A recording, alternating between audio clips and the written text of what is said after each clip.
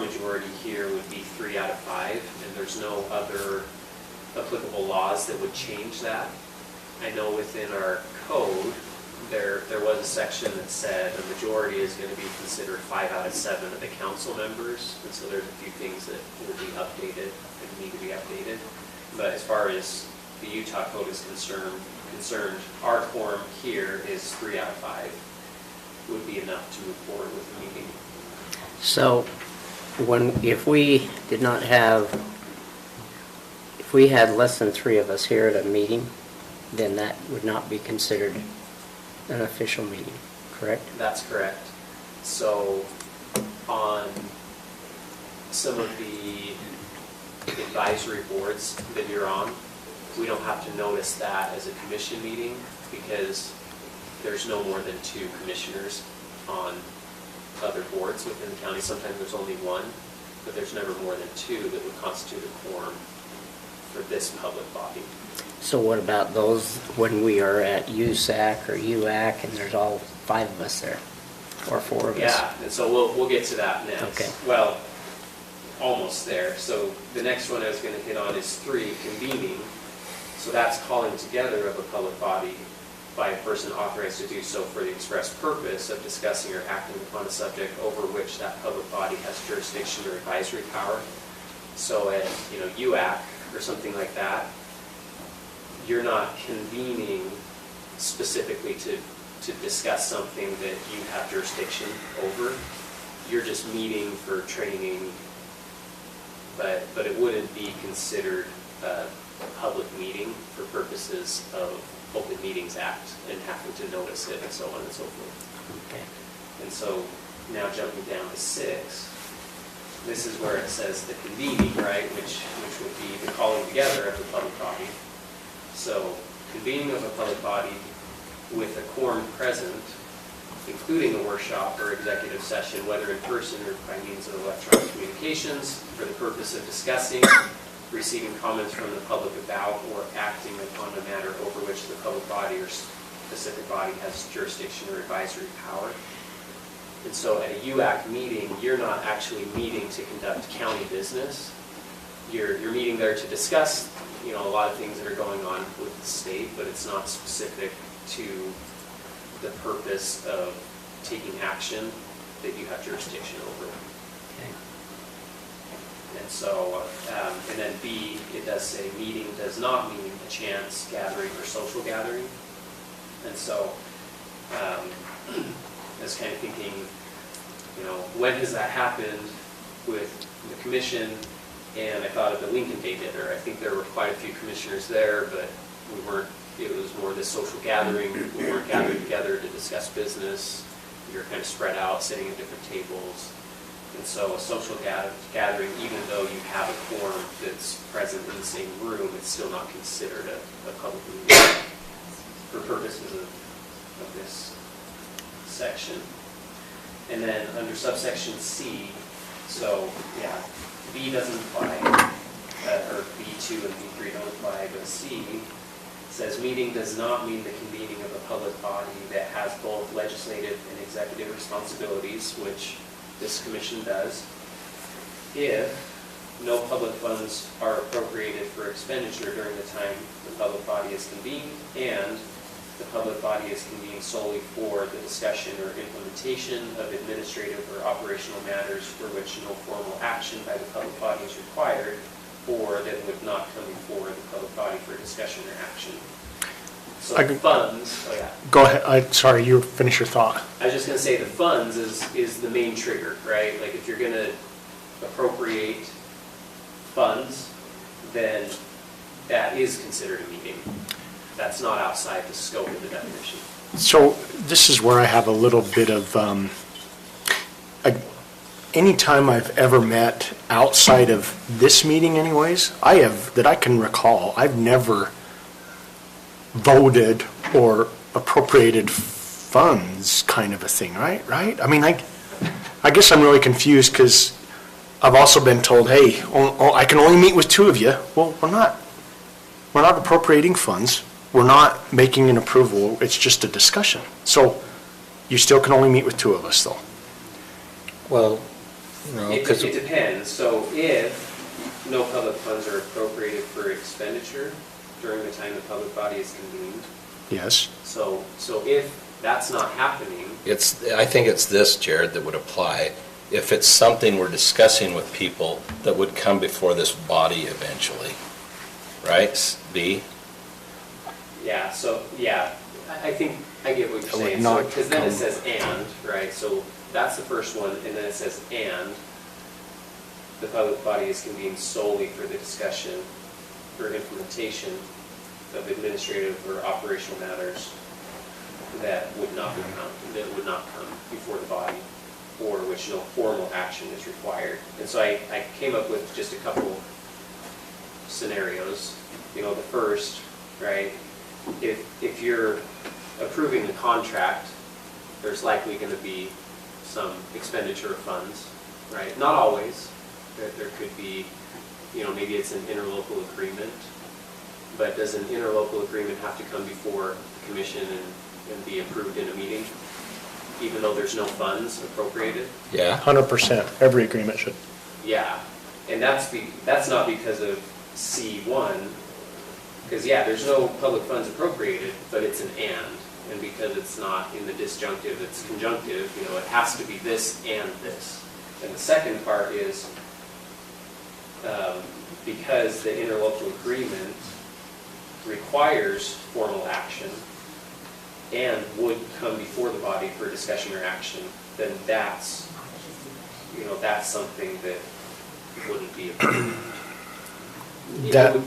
We couldn't say, oh, it's not a meeting, and then, Oh, that makes 100% sense. What doesn't make sense to me is if, the example I would have is, let's say, I don't even know how to explain it.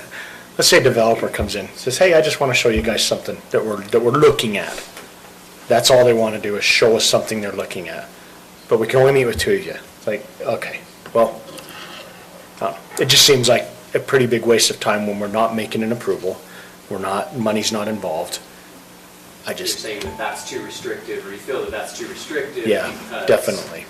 they're just presenting a proposal. Yep. But Then, if you were to accept that proposal, it would come before the body. it would, Approved, of right? course, because by ordinance it has to. And so that's where the catch is, right? So it has to be solely for this discussion or implementation of administrative or operational matters. So it has to be limited to those discussions. And then it says for which no formal action by the public body is required. If you were to accept that, that would be formal action by the public body, and it's not solely for the Yeah, administration and implementation. So I agree. I guess what I'm saying is if you meet with a developer, you're not making a decision. No, They're presenting something to I you. think they're saying that eventually it would come, and you could, if there were three of you meeting with them, and you could be in cahoots with them and say, yeah, we can get this done, you know? That's what happened in I San just- Juan County. I've just never had those discussions ever outside of this meeting. You're an Never honest guy. have. It's just not, there's no need to. It doesn't get you anywhere. So, Yeah, and part of that too, I think if we go back to the first one we talked about, with transparency, they want, you know, the intent of the legislature is that the political subdivisions take their actions openly and conduct their deliberations openly. So even if it's a pre-meeting, if you're just meeting with two, you're kind of getting the ball rolling, right? There's not enough that could make a decision. And by the time it comes in front of the public body, those deliberations, we want those deliberations to be as transparent as possible too. It's not that we've come to consensus and now we're going to go and just approve it without the deliberations. See, that's a big problem I don't think we're doing is we're doing a lot of the deliberation before these meetings. A lot. Not saying give me an everything. example. Yeah, I was gonna say, I I have don't no think clue what we've you're talking deliberated a lot. about. Like, even when I've just met with two, there hasn't been any deliberation. There's No, been just they're communication. just but- communication. So what's the difference between deliberation and communication? Well, and I'll get to that a little bit later, but emails aren't considered communications for purpose. You know, so we email, and that's fine. Like, you can email about different things, and those emails can be grammated, right? So there's still transparency built in. I think what they want to avoid by putting these restrictions on is to say, if this, it has to be solely for these things that won't come before the public body for discussion or action. We don't want the deliberations to take place ahead of time before it comes here. Now, you can email communicate, because that's not the same as deliberating and working through as you could in a meeting. But also, there's a written record, and so those deliberations are technically available to the public. But if you met in a meeting that isn't recorded, doesn't follow the formalities of the Open and Public Meetings Act, now we don't know what was said at those meetings. Yeah.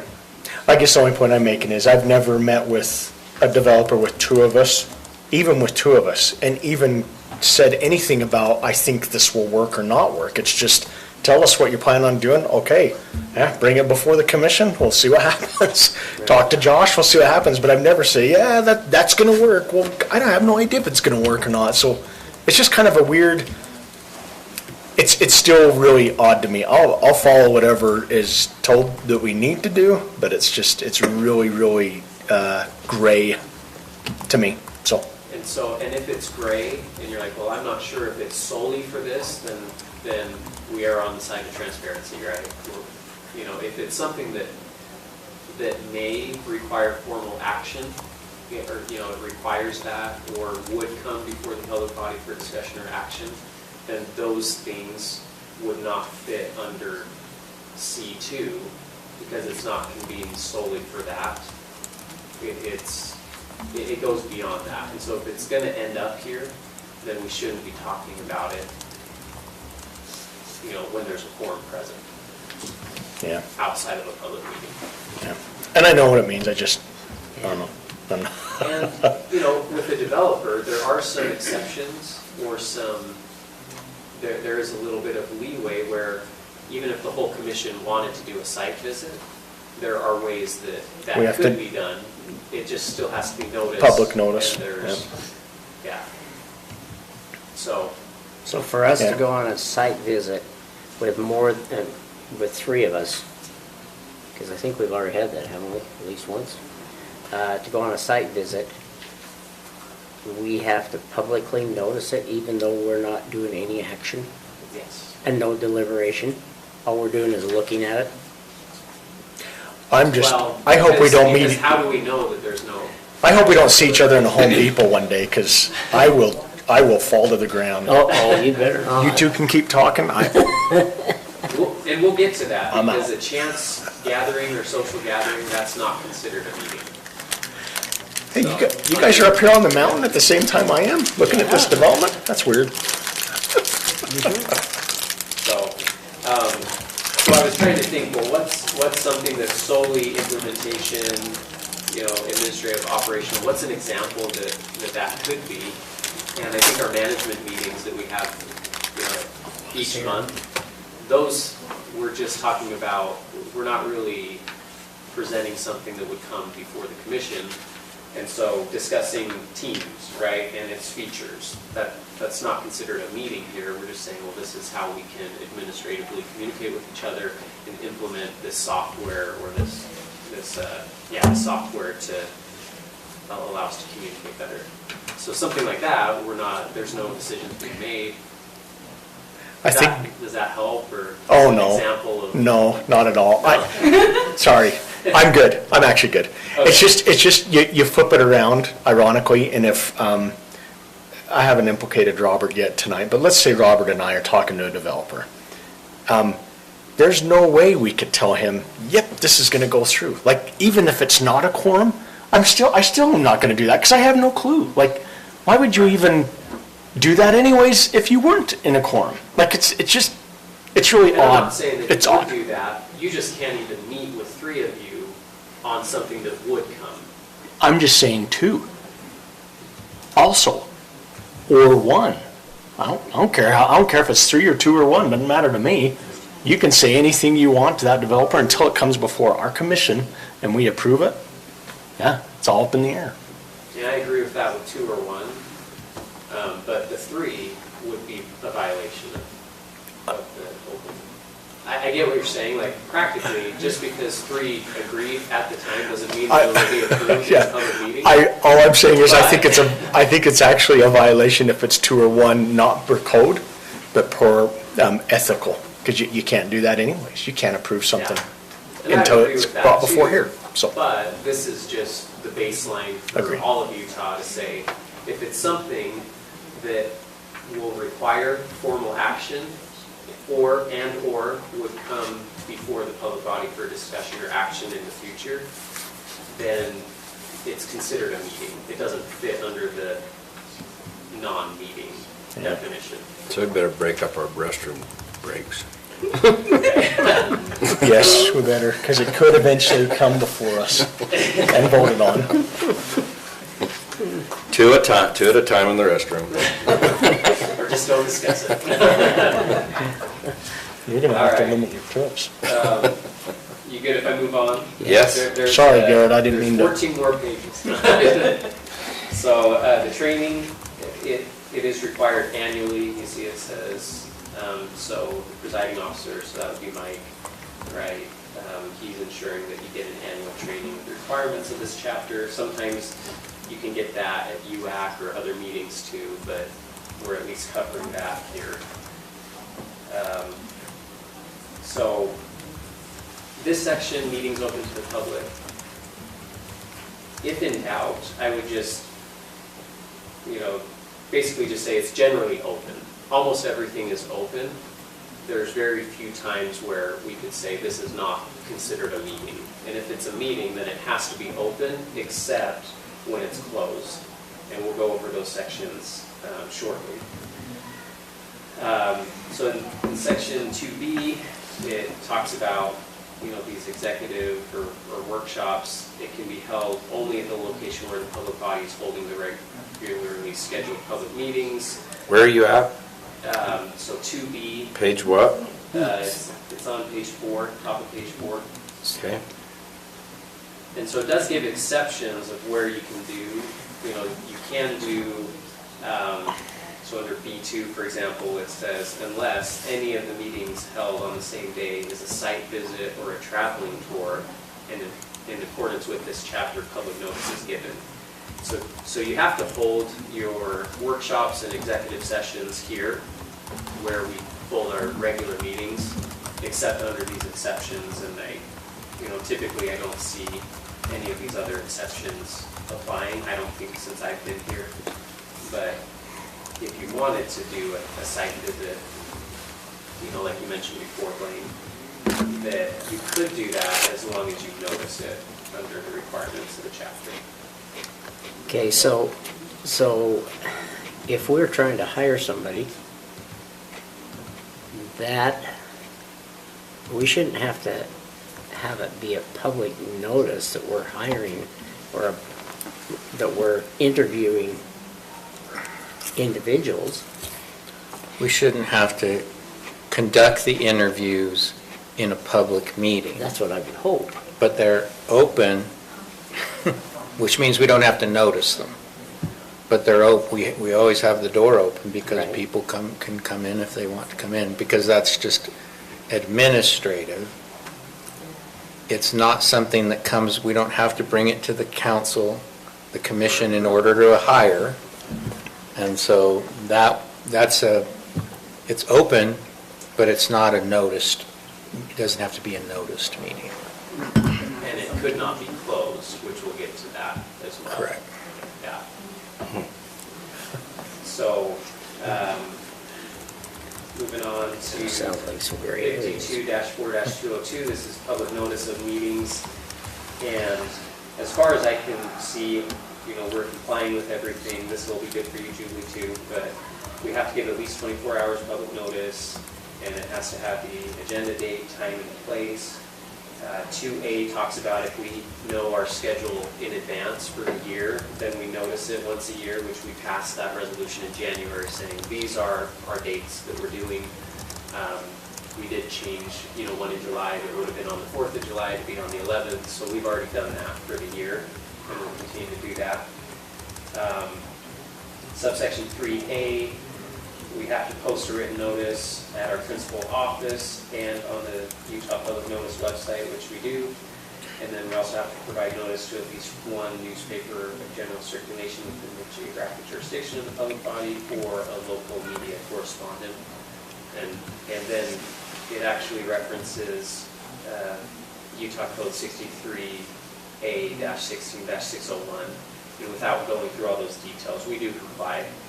Hey, Garrett, can I comment on that real quick? I thought there's legislative bill right now that's going through where they're trying to make it just a requirement on the Utah Public Notice website. Have you heard of that or seen that? So I haven't followed that bill, Okay. but I wouldn't be opposed to it. I think it streamlines it, right? We just Yeah. get it right to that notice and then.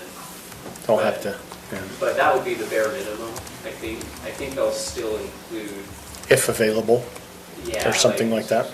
Down here in subsection 4, it says a public body is encouraged to develop and use additional electronic means to provide notice of their meetings under subsection Right, 3. right, And so Okay. we post it to our website, even though it's not technically required.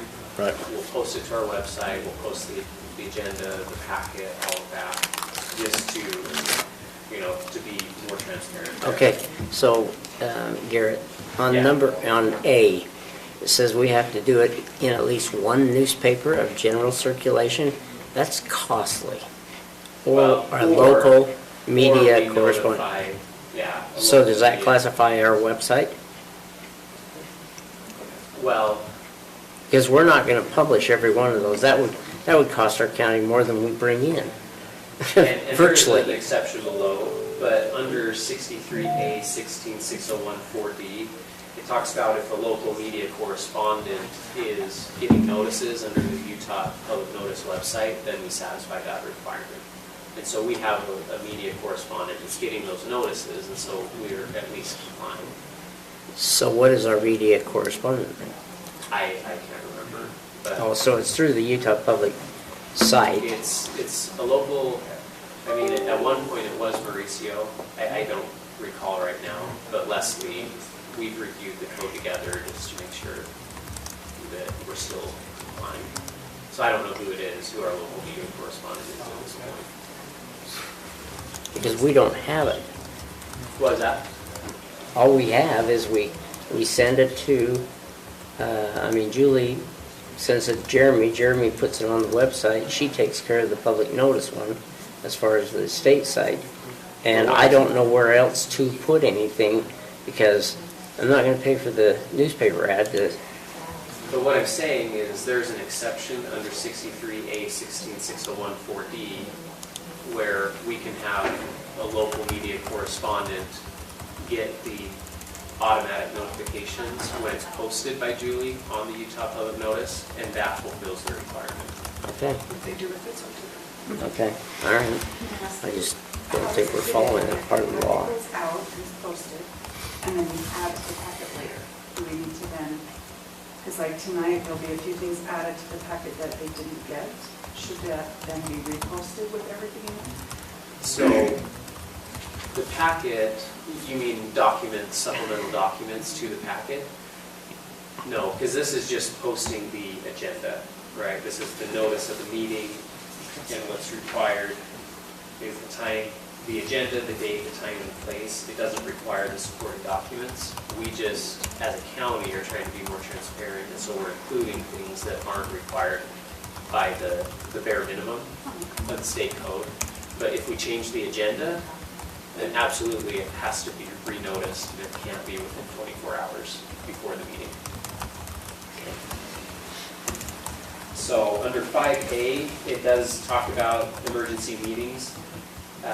If you have questions, we can go over that. The only example I recall, as long as I've been here, is there was an emergency meeting for an update from Mr. Cowan on the COVID situation. I don't know if you remember that. I think it was on a Wednesday. It was a Wednesday. And so it wasn't the typical meeting, but, we still followed this by, giving, the time and place of the emergency meeting, the topics to be considered, alerting the majority of the members of the public body, and getting approval from them. And then, one thing I thought was interesting under 6B there is some discretion for the presiding member of the public body to hear a non-noticed item that's been brought up by the public. I would recommend not doing that often unless you have, some, why would you allow it in one case and not in another? If you have some criteria where you say, okay, we're going to find that we're going to talk about this because, and you list some findings to establish a precedent of when you will and when you won't. But I thought that was interesting because it does say a topic raised by the public may be discussed during an open meeting, even if the topic raised by the public is not included in the agenda or advance public notice for the meeting. The only restriction on that is in subsection C, where it says you can't vote on it. It's not something that you can take action on, you can just discuss it as a body.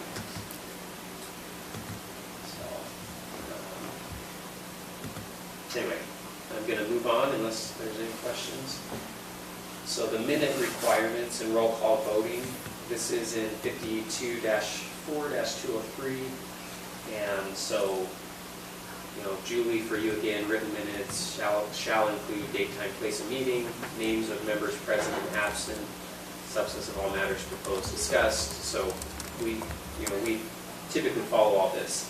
The one I wanted to bring to the commission's attention, and it says a record by individual member of each vote taken by the public body. And then if we go down to C, it says a public body that has members who are elected to the public body shall satisfy the requirement described in subsection 2A4 by recording each vote in list format by category for each action taken by a member, including yes votes, no votes, and absent members, and by each member's name. And so the way I'm reading this right now is that it should either be roll call so that we know by name who voted for what, or if everyone votes yes, no one votes no, then we would just confirm that there's no abstentions, and then that way Julie would be able to provide a list format for each vote that shows whether, by each member's name, whether they voted yes, no, or they were absent. So even if they're unanimous, I still have to list all their names? For purposes of the minutes, because the minutes up above in section 2A4, it says a record by individual member of each vote taken by the public body, and when it expands upon that down here in subsection C, it says in list format by category for each action taken by a member, including yes votes, no votes, and absent members, and by each member's name. So rather than saying it was unanimous, you're listing it by each name. Because usually it's only roll calls when they do that, but you're saying do it for everyone. Well, we would at least have to put it in the minutes by name, what their vote is, whether it's yes, no, or they were absent. Because if someone does vote no, I usually put that in there, but I don't usually list all the names of each one. Right. And so that's why I was bringing it up, because we haven't been doing that. And I could be reading this wrong, but I've gone back and forth, and it seems pretty clear that it wants it by each member's name. And so if we do say, all in favor, aye, any opposed, no one answers, then I would recommend that the chair says, were there any abstentions? Because what if only 4 said yes, And 1 one abstained, and then we mark them as yes because we say it was unanimous? Right. Then we're not keeping an accurate record. And maybe it's not that the chair has to say, did anyone abstain, but that the body, if you abstain, you indicate it on the record so that Julie can make an accurate meeting minute recording. Yeah, it does make it more accurate. Yeah. So- When I do this, I'm not going to do the format. Yeah, and I can help with the format. I don't know what they mean by category, though, because it seems to me that in list format, I guess it's an and at the end, isn't it? In list format, by category, and by each member's name. So it almost for every resolution that we do, we have the check boxes, right? And it's like, okay, it's got Commissioner Newman, you know, everything's listed out, and it has the yes, nay, or absent. And so that would be not just for resolutions or ordinances, but for every single vote taken. So, Julie, you might vote against this, and that's okay, but I've attended some meetings recently where they changed it this year to the clerk actually has on the screen all the action items and then all of our names, and they have yay or nay on everything. And they already have the pre-written motion of what the motion is going to be, and then they have who voted yea or nay. If there's any change to the motion or anything like that, then they just change it as they're discussing and making the motion. But I think some motions are longer than we can type up at the time, but they literally in live say yes or no and click on everybody that says yes, everybody that says no. If everybody's yes, they go through each one and say yes, and you can all see it. And anyway, that's a thought. So is voting present just abstaining? Like when the Congress votes present, the House? Well, I don't know. Yeah. Basically, I would think it'd Probably, be abstaining. I would say, unless they give a positive or negative, if they just vote present, it probably would be an abstention. Like, I'm not going to indicate one way or the other. So, okay. Almost be kind of cool. I know at the House, they all have little monitors, and when the vote comes up, they have the ability to put yes or no, and then they click on it, and it just shows. It And shows up right on the yeah, screen. and maybe that's a little more technical than we want here in Little Morton County, but right. It's kind of cool how they do it, though. It is If cool. we had It is a cool. program or something Yeah. that could do it, it would make it more interactive for the public, and they could see, how everyone voted. So I can go over this with Julie, it's just timing for posting minutes. Let's see. Public body shall establish and implement procedures for the public body's approval of written minutes at each meeting. We just adopt it at the next meeting. Let's see. Oh, okay, so here, for example, subsection 1 is saying this is how you need to record the meeting and have minutes.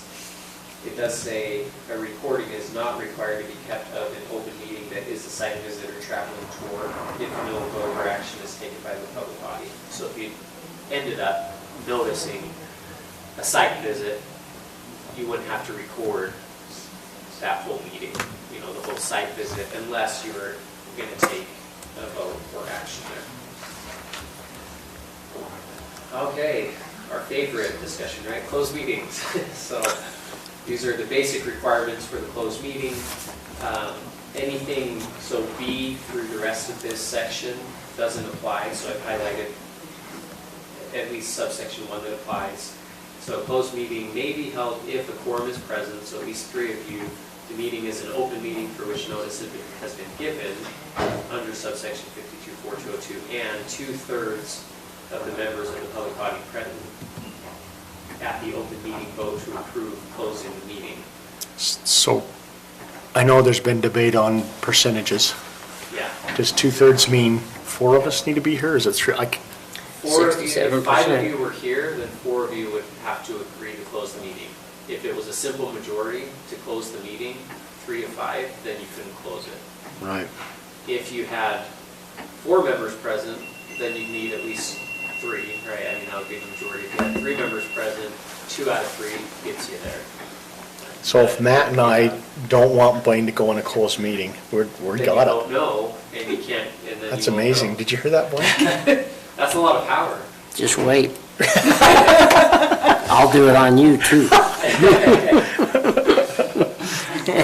I just don't know if I'd ever see us having that problem at all. I mean, yeah, I can't. I think typically if someone has a need, Depends on Well, how I'll hungry tell I you am. what, it's actually 67%. So since I'm oversized, 3.35 is the actual amount, so that means I pick up the extra 0.35.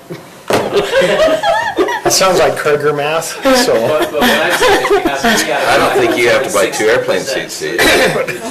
Not yet. And I hope to never do that. Then I don't think it works. I just being facetious, you know.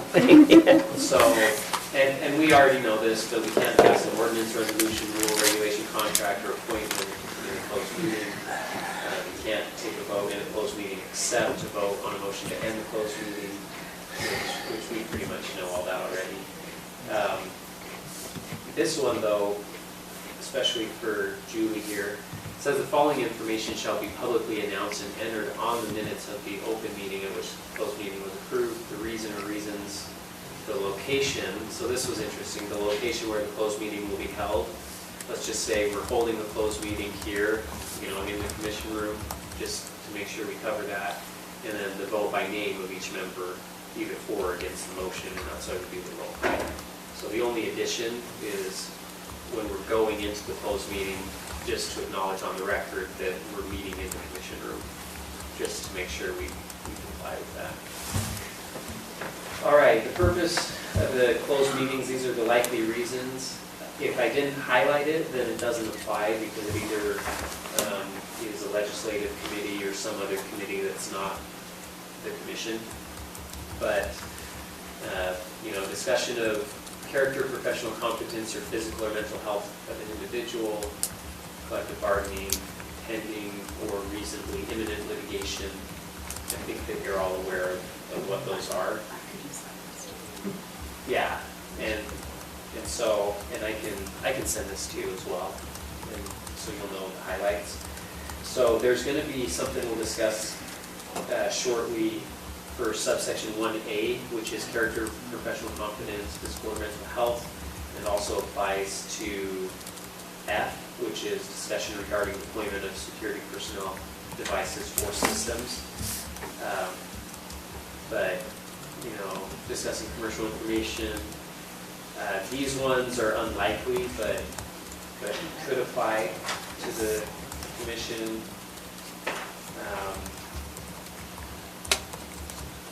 Then jumping down, this is on page 12 now, it's on page 12, subsection 3,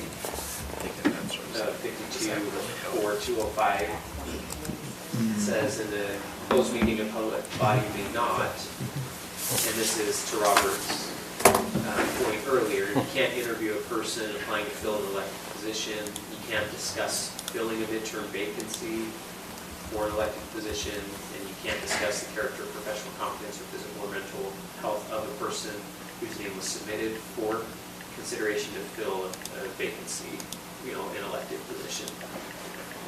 So it doesn't have to be noticed the same way, but you also can't close the meeting. The public would have the ability to come by and participate in an interview or discussion of that nature. Okay, so here, these are some of the duties for recording closed meetings, 52-4-206. And so Julie, this is more for you, but subsection 3, I think we can be more consistent in this or more just aware that we're doing this. It says the recording in any minutes of a closed meeting shall include the date, time, and place of the meeting. And so even though we've already done that for the open meeting, we want to reiterate that during the closed meetings. We want to list the names of all members present and absent, and the names of all others present, except where the disclosure would infringe on confidentiality necessary to fulfill the original purpose of closing the meeting. And so we would just put on the record who all is in the room during that closed session. And then this one, subsection 6, it says if a body, and I can't think of a time where we've only done it. There may be a couple times where we've only closed it for the professional competence, character, physical, or mental health of an individual. But typically, we're also discussing potential litigation or acquisition of property.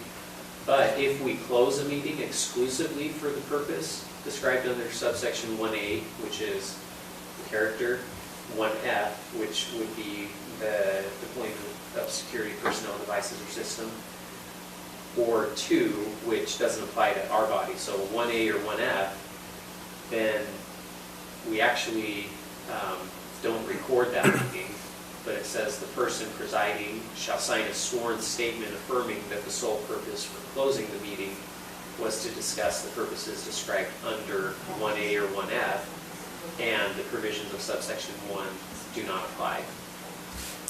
And so you do have the ability to discuss, for example, the character, professional competence, or physical or mental health of an individual in an unrecorded meeting, as long as we, have a sworn statement affirming that that was the sole purpose, and I can create a form if that ever comes up.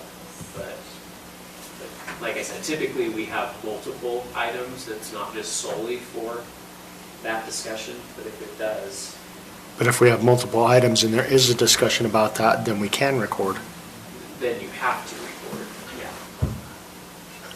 But if you say, we don't want this recorded, so we're gonna go in for this sole purpose, and we're gonna sign this affidavit so that the things that are discussed that could be really sensitive, Right. there's actually not a recording of it, we just have to have a sworn statement saying that it was only for this purpose that we went in to discuss. That's So it has to be one single item, if that was the Well- only reason. only the Well, items 1A or listed. 1F. Yeah. Only So 1A it or could 1F. be- As long as it's only those two, then, Yeah.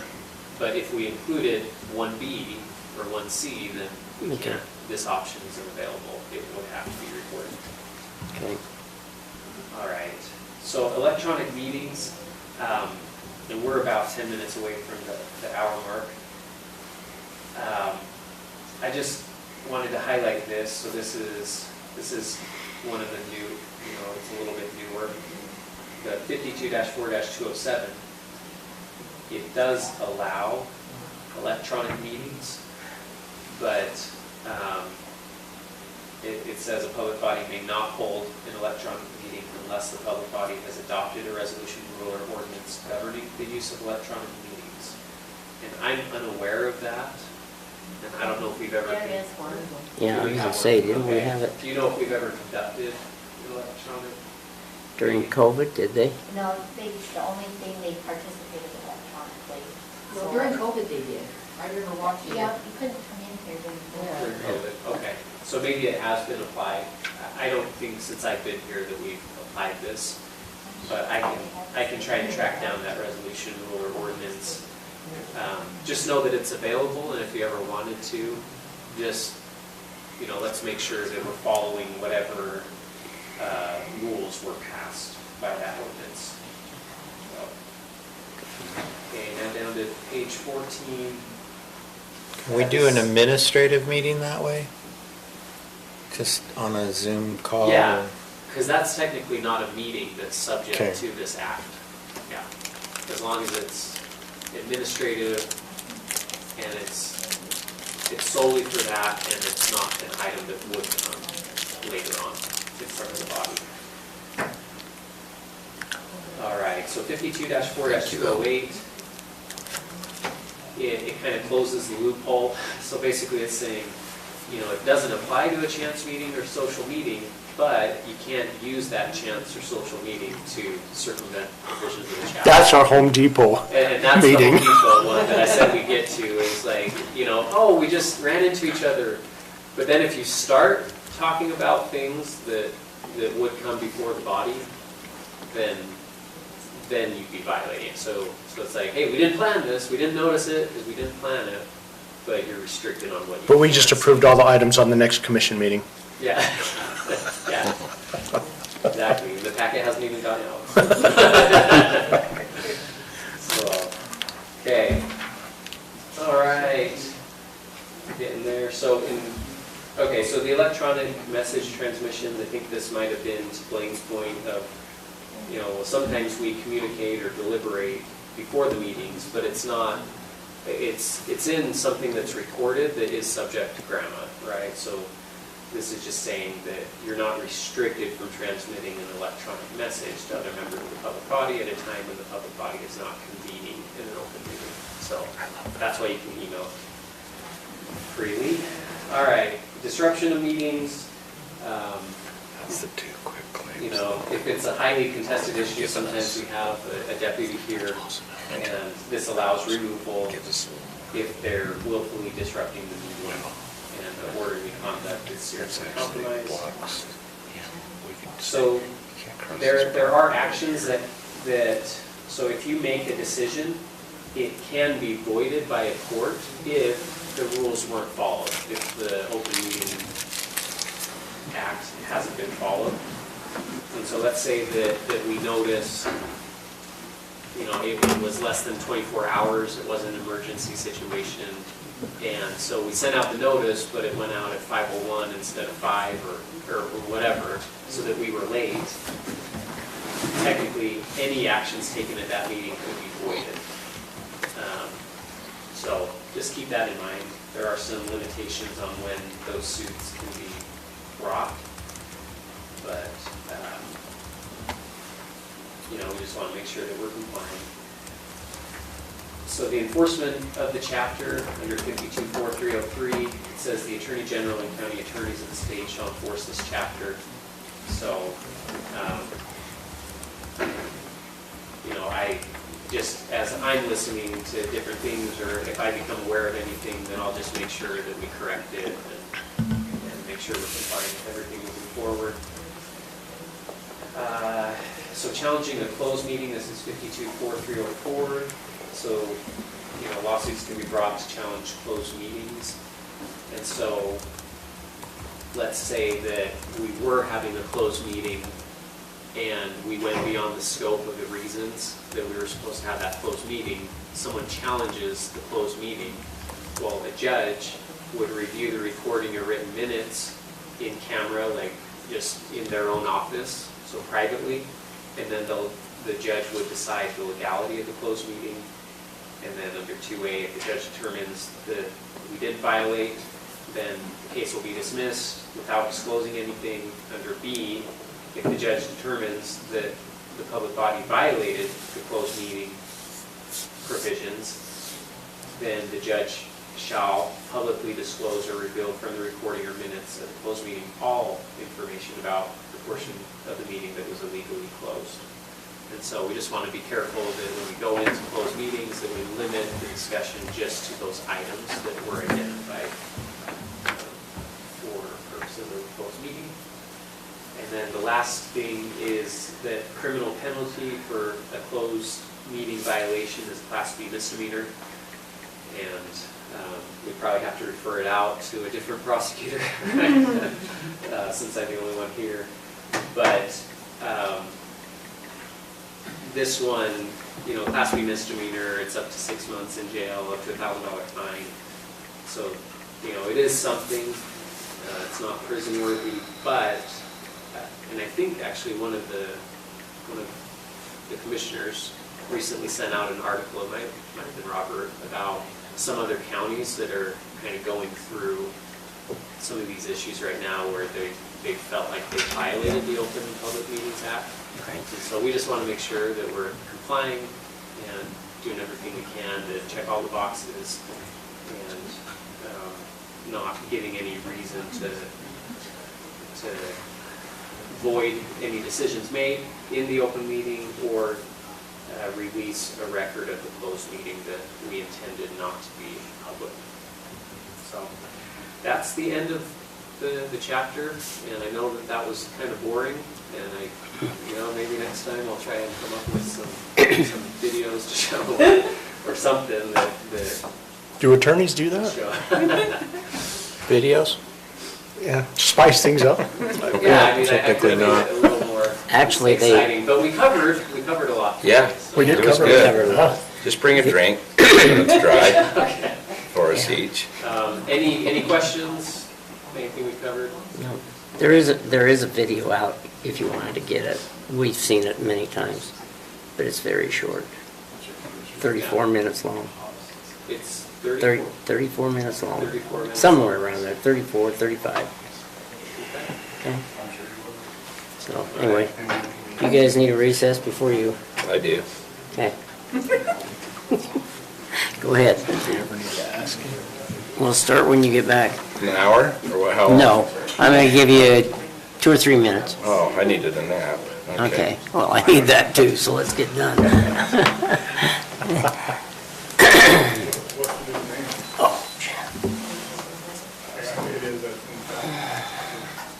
Now, if I screw up much, you guys are gonna have to help me.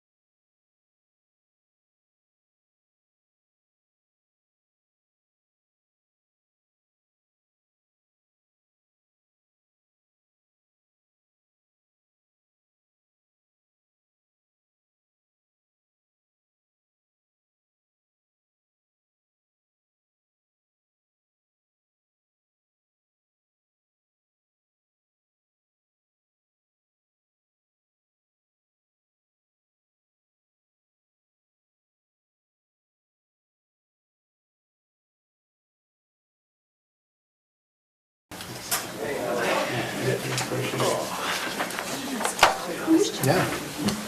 Thank you.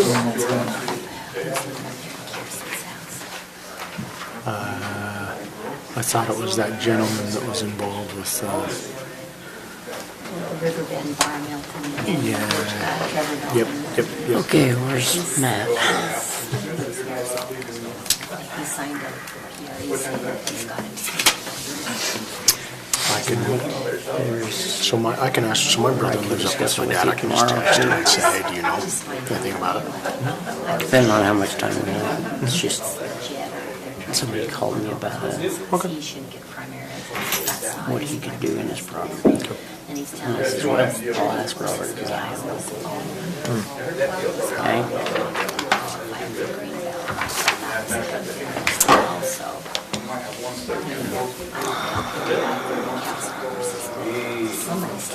Did you find any mistakes on the, I don't know. How's it going? on the Good. meeting minutes? Sorry. Oh, it's okay.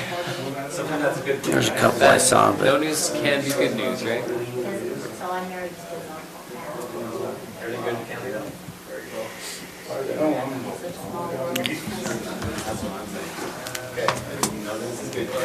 I thought we had discussed that we would be supportive of working on affordable housing throughout this year and not just have it on the long term. We did. And that's what, at that economic development meeting, they said that too. Okay, so that's the only item, that's one of the items that's on the list. Okay. Where's Matthew?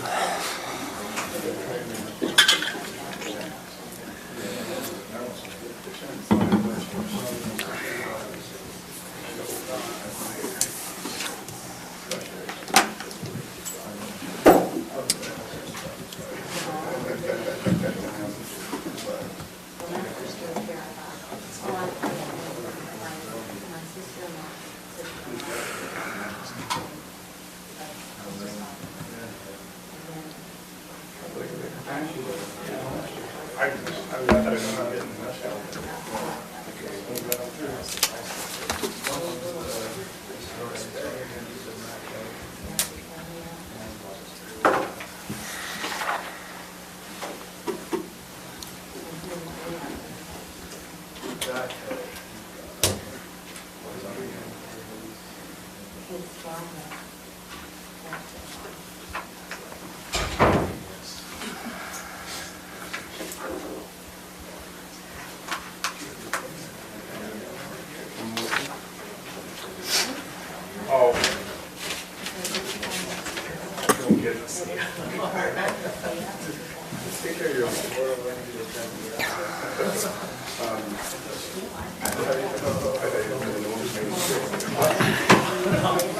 Okay.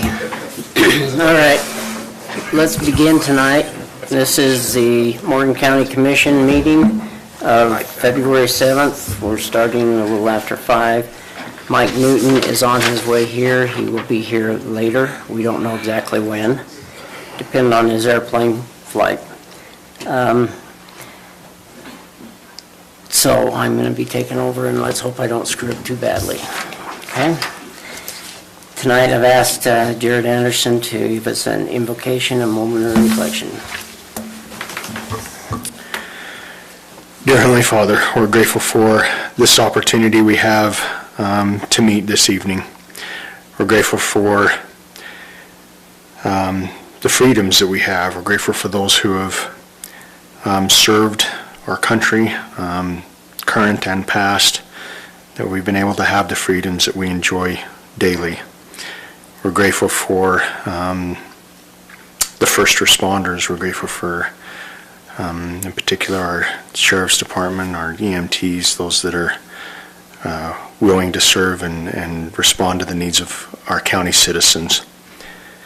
We're grateful for the moisture that we've received and very blessed from it. And we're grateful for this beautiful valley that we live in and the opportunity we have to live in such a beautiful area.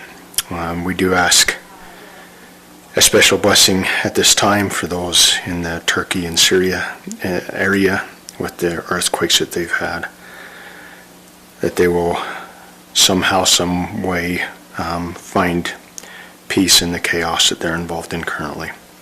And we say these things in the name of Jesus Christ. Amen. Amen. Amen. Please arise and repeat the Pledge of Allegiance after me.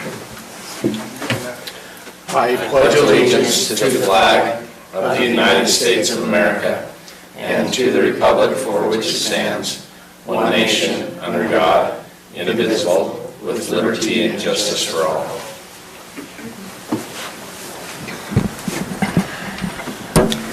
Thank you, Jared. Commissioner Anderson.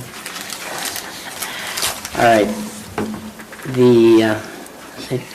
Was there any corrections on, we're going to move into the consent agenda items. Was there any corrections on the meeting minutes of January 21st that you guys found? Okay. Robert, do you have any? Well, I can raise that one issue you pointed out. Under the work session where it says the last sentence on the Economic Development Strategic Plan, I think we are supportive of the affordable housing being a long-term goal, but we did talk about keeping at least identification of the affordable housing resources on the one-year plan. And also, there was, on the January 17th, the county commission, you've just got misplaced the vice chair, is all. And then on E, after the meeting commenced, you had voting on bills, UAC commission, vice chair. You don't have a person there, other than me. Okay, that was it.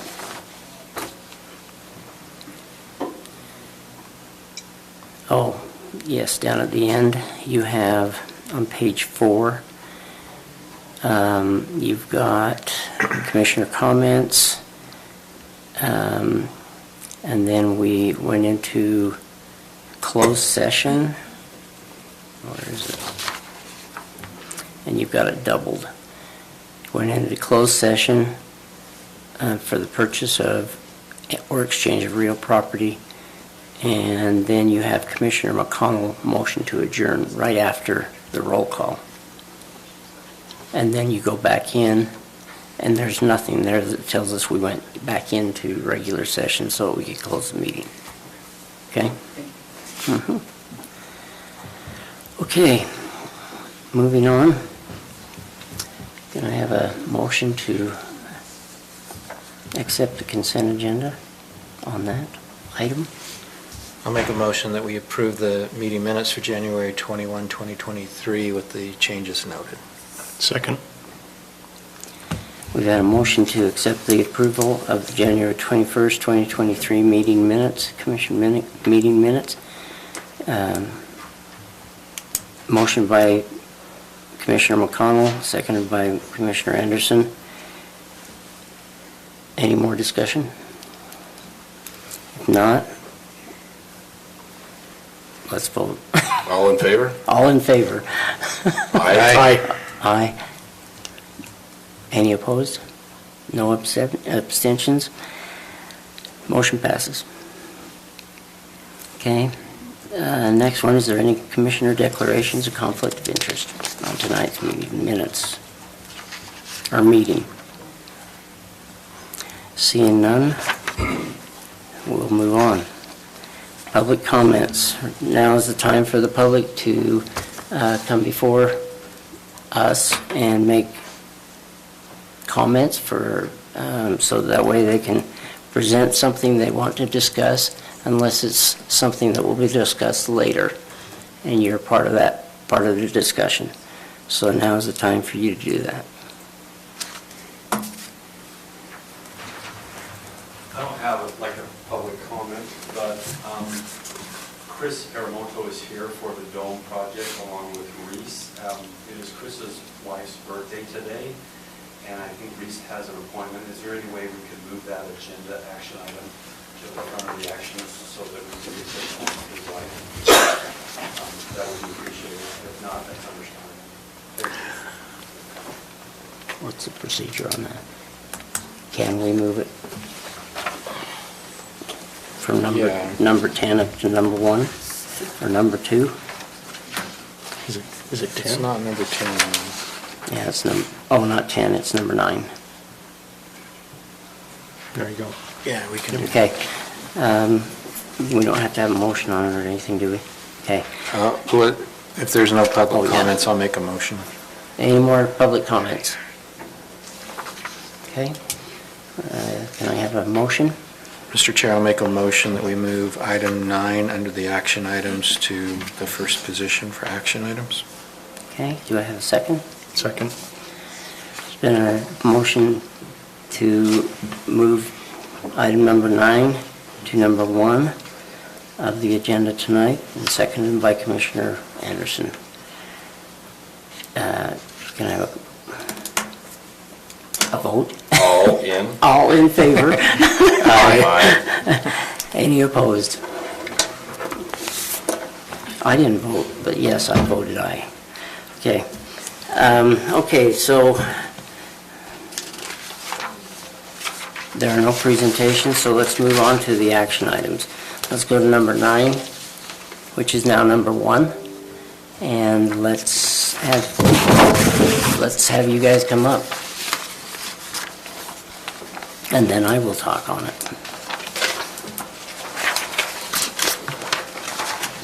That's pretty cool.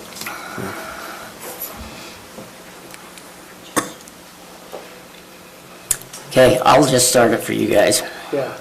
Last year, or actually clear back in, what month was it? Anyway, in 2021, we received a grant for the Rural County Part B of the Rural Grant Program that is offered by the state of Utah for economic development. And that's normally one that requires a match, and it can be in kind. And so we had asked for $300,000, we got $100,000. With that $100,000, it was for a dome project at East Canyon State Park. That dome project, so we received $100,000 for the phase 1, and they wanted to see how well we would do. Now, in your packet, it did not come out originally, it came out today because it was misplaced. And so, anyway, if you haven't had a chance to read it, I'm hoping you'll at least listen to us and see what we have to offer and what we need. What we're going to need today, and principally, is authorization to spend some of that grant money to purchase the dome. The dome is going to be we're hoping it will be a 60-foot dome, which will go along with the dark sky designation that you have at East Canyon State Park, in which Morgan is a designated dark sky community or county. And so what we're requesting is that we've been able to find the bids. I've only been able to get 2 different bids.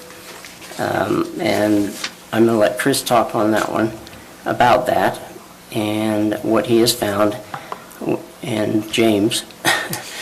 And anyway, we want to move forward with the project. You said it was a matching fund grant, or a matching grant fund. Mm-hmm. So have we already matched that? Have we? Where we'll be taking the monies from is from the Plan A, or Part A. Some of it will come from Part A of the Economic Development Grant that we received. It's already within the budget. And the other part will come from the TTAB, or from the tourism tax that we receive as the county, because this is all tourism related. There's And also so- a very large in-kind match from the state on use of land and property, utilities, and then eventually them running the facility, and so using the reservation system. So a majority of that match would be an in-kind match, which was acceptable. All right. We So, listed the property like 120,000.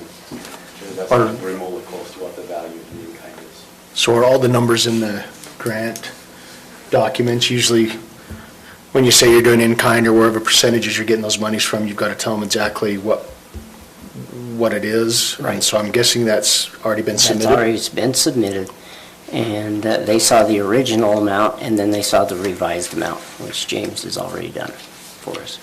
So the materials that you sent out today, the only thing I got confused with is it looked like there were bid proposals for different sized domes. Right. Yeah. I heard you say a few minutes ago you want to do the 60-foot one. Right. Okay. Okay, and the 60-foot, the reason for the 60-foot is because if it was standing room only, they would be able to put 400 individuals inside there. If they seat them, a 60-foot dome would give us 230 seated. And the 50-foot is 100 less. And so that's the reason, is to bring about more individuals, or more ability to bring in some kind of a revenue that will then eventually also turn around and bring in more tourism dollars for the county, which I will don't help object to us. doing the 60-foot one, I just wanted to know which one we were talking about. And then, and when it says we're ready to move forward, are we wanting to take a portion of those Part B funds and apply them to the construction, the ordering and the construction of the dome? That's correct. Okay. That's correct. And isn't that all of it? No, actually, it's not. It could be.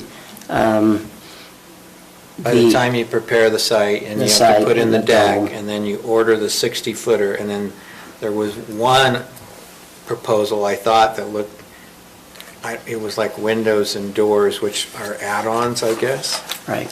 Yeah, so there was a revision of the original budget, because originally it was 300,000. The state initially was a little hesitant until they received the grant, and they looked at the project and saw the coordination between the county and the state, and they really liked it, but they only allotted 100,000, so we had to revise the budget. That's why there was initially several domes, because there was a dome village we were looking at.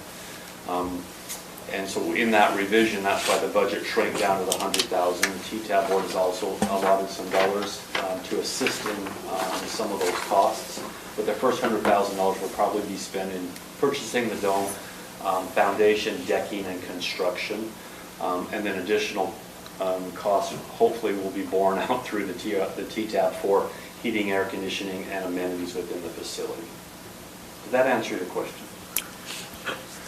Yes, Okay. generally. Okay, and that is, Can I just Yeah, go ahead. interject, Chair, real quick? Mhm. I'm kind of adding on to Commissioner McConnell. I think it'd be really good just to, and we did just get these today, so bear Right. with us, but I think if we could just get a breakdown of everything that's happening on this project from start to finish, who's going to be putting in what in kind. You said a part of the monies, well, do we have an amount and what monies are coming in and out and how that project's going to, I mean, I'm sure there's going to be some kind of management from state parks to make sure they're doing this correctly, Yes. I guess, I hope. Absolutely. And then once it's done, operation and maintenance and who's responsible for that and what agreements are in place for that once it's completed, kind of a thing. Right. Okay, go ahead, Chris. You want to explain any of that?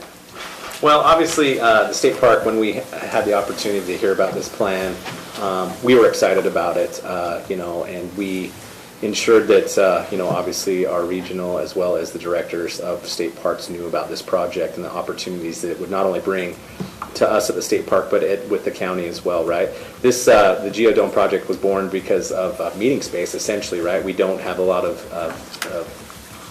good meeting spaces here in the county. And we're looking at, man, what would be a cool way to get more, businesses and others to have retreats like at a center where they could not only, take care of their business, right, but also have a good time right after, right?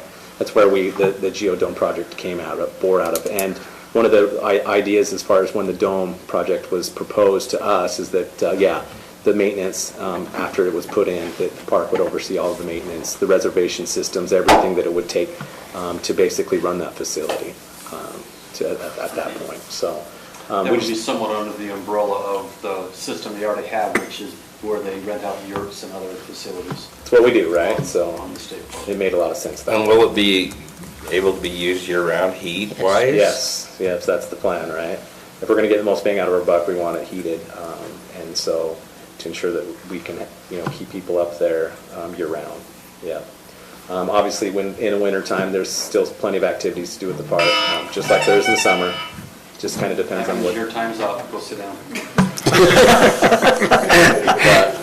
But no, we fully support this project, and hopefully we can get it going and see it through. So to your point, Commissioner Anderson, we've had conversations at a state level with state legal on what the lease and that agreement, operations and maintenance, who would be required. If the county's having an initial investment, who owns that piece of property? How do we recoup that? Is there a payoff over a certain period of time? They were in the process of looking at all of those different components of a contract and or a lease and what that would look like. The state's a slow-moving entity. We're up on a timeline to expend the dollars. And we're also heading into that time of year where we can get into construction. So that's why it's in front of you today, even though some of those initial components that we probably would love to have, like a lease agreement already reviewed by the county attorney, and then the conversations about like who owns the property over a certain period of year. Are we just handing it over? Is there a profit sharing until it's paid off? We've had some of those conversations, but those are still sitting at a state level, and they'll probably sit there for a while because they're probably busy right now with legislature. So what do you need us to approve tonight?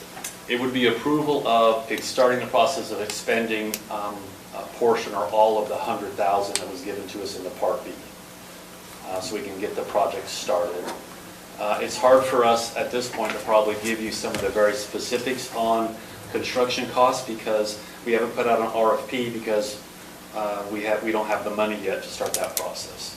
So we've identified, actually Chris has done a tremendous amount of work identifying the product, which would be through Luna, but buying the dome and then putting out an RFP to have somebody come in and start the process of building the foundation, the decking, and then constructing the dome, and then moving to the other amenities such as heating, air conditioning, which I don't think is an amenity, but tables, chairs, etc., so on, and then implementing the lease and starting the process of doing reservations, etc., so on, and then handing it over to marketing to start getting customers. So this is very exciting, by the way. I think it's going to be awesome. I just want to make sure, so if we're approving moving forward on expenditures, I guess the thought I have is we've selected a dome by the sounds of it. We want to get documents written for a contractor to be awarded. It'll go out to RFP, contractor will be awarded. It doesn't seem like we'll be spending much money until that contract comes before the commission to award that contractor, and I think at that time also we'll have a better idea of to say, okay, here's the cost of the dome, here's the cost of the contractor, here's all of our costs. But we're approving what expenditures? I would love a Till motion then. to start the process of approving the expenditure based upon maybe county reviews. We bring it back to you, we say, hey, here's our lease agreement, here's the contract moving forward with the state. We put out an RFP. But aren't we trying to get an approval for buying the dome? Yes. Yes. That's actually what we're trying to get approval for. We need the dome purchase, because this grant and this money to spend has an expiration, and if we don't spend it, we're going to lose our opportunity to spend it on this.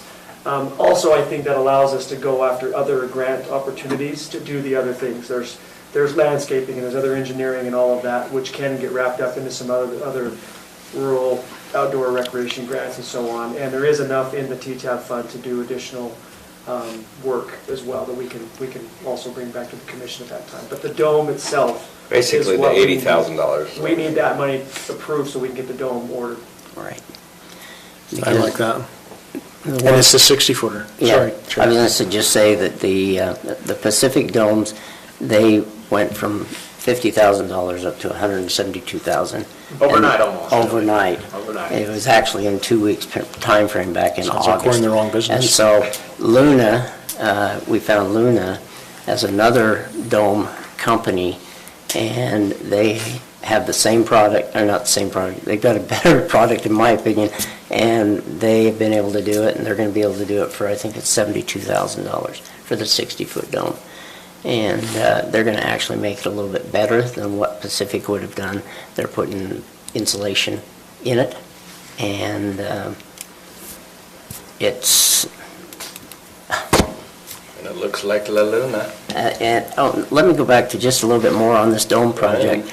This is phase 1. Phase 2, 3, and 4 will be the village, which is going to be kind of like a satellite system where we put different little tinier domes around where people can stay. That is going to bring us in more dollars. So this is at a state park, correct? I would love to see state matching dollars. I mean, if we're doing this much work at the state park versus throwing it in our backyard over here and making the money off of it, man, I would love to see the state matching dollars. Yeah, absolutely. We're definitely committed into it too. I know with this first phase, we're going to be, responsible for putting the utilities in, running it to the dome itself, and obviously the maintenance and care and everything afterwards as well.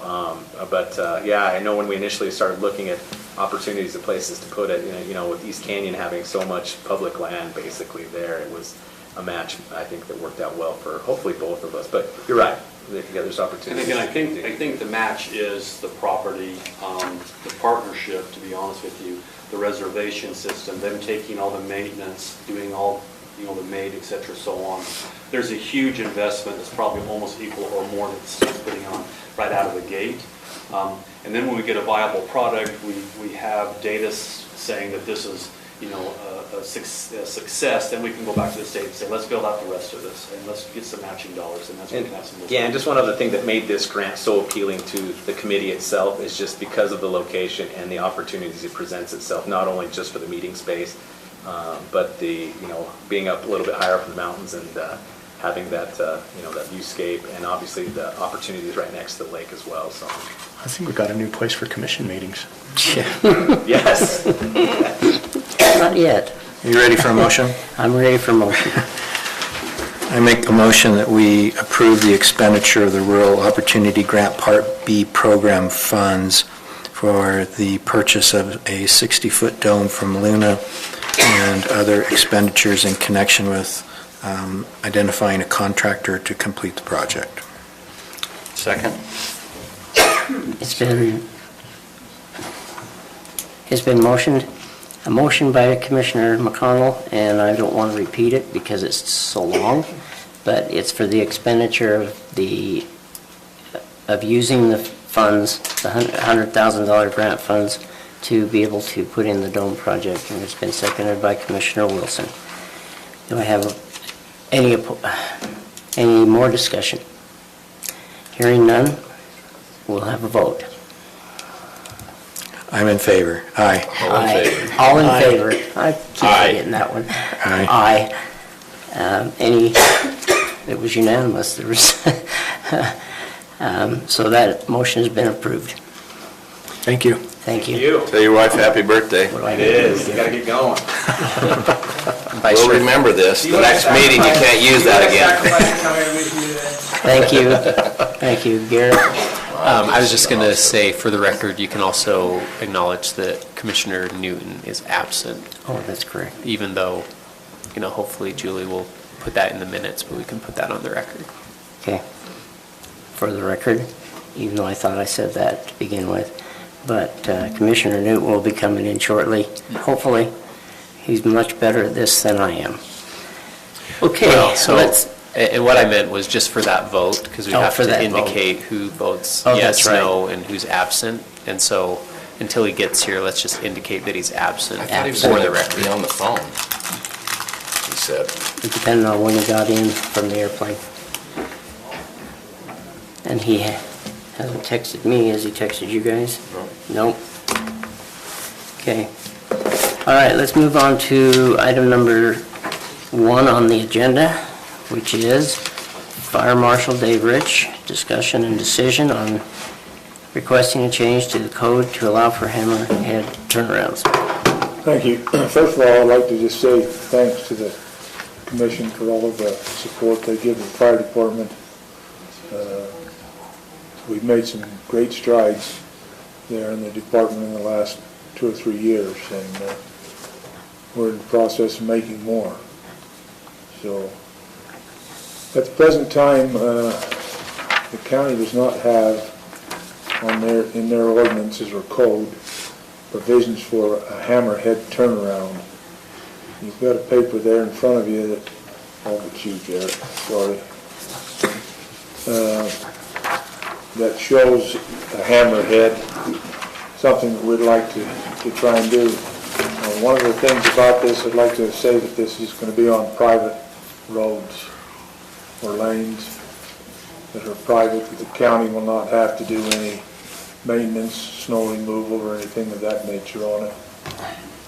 So what I'd just like to do is propose that the commission petition the planning staff to add a hammerhead turnaround into the county code. As an option, Dave? As an option. Right now, it's just cul-de-sacs. Cul-de-sacs are all right, but we find as a fire department that the hammerheads work better in a lot of these instances on private roads.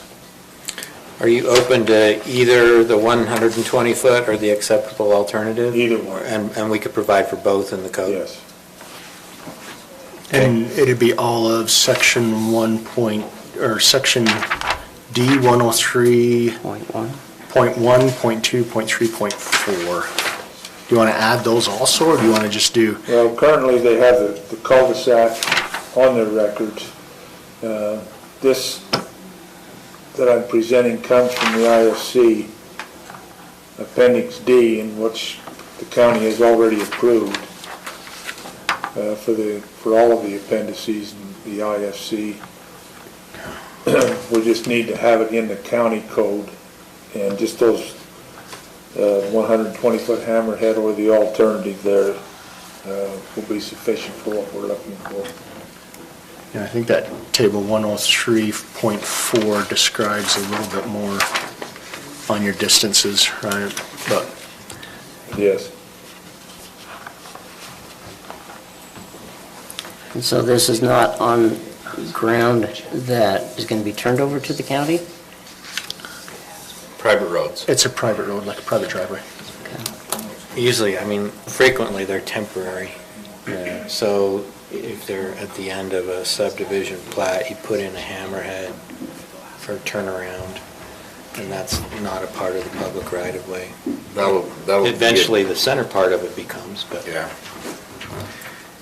It'll allow them to have a little bit more option on their ground too. Okay. Those cul-de-sacs really take up a lot of room. I guess the thought I have would be very simple of our code referencing this section and saying we include it. 103.4? Yeah. I think it should. I can wait to raise this comment during commissioner comments if you'd like, but it's a related sort of issue. I had a resident contact me a week and a half ago asking about the county's flag lot ordinance, which we don't have a flag lot ordinance. I moved one through, or had one moved through the planning commission to the county council previously, and it was denied at the recommendation of the planning commission. I'm obviously, because I was in favor of it the last time, I can still be in favor of it today. But if in connection with this kind of a modification, you wanted them to also look at flag lots again, we could do that, but I think we should. So do we need to turn this back to the planning commission, or do we make a decision? this has to go back. The planning department would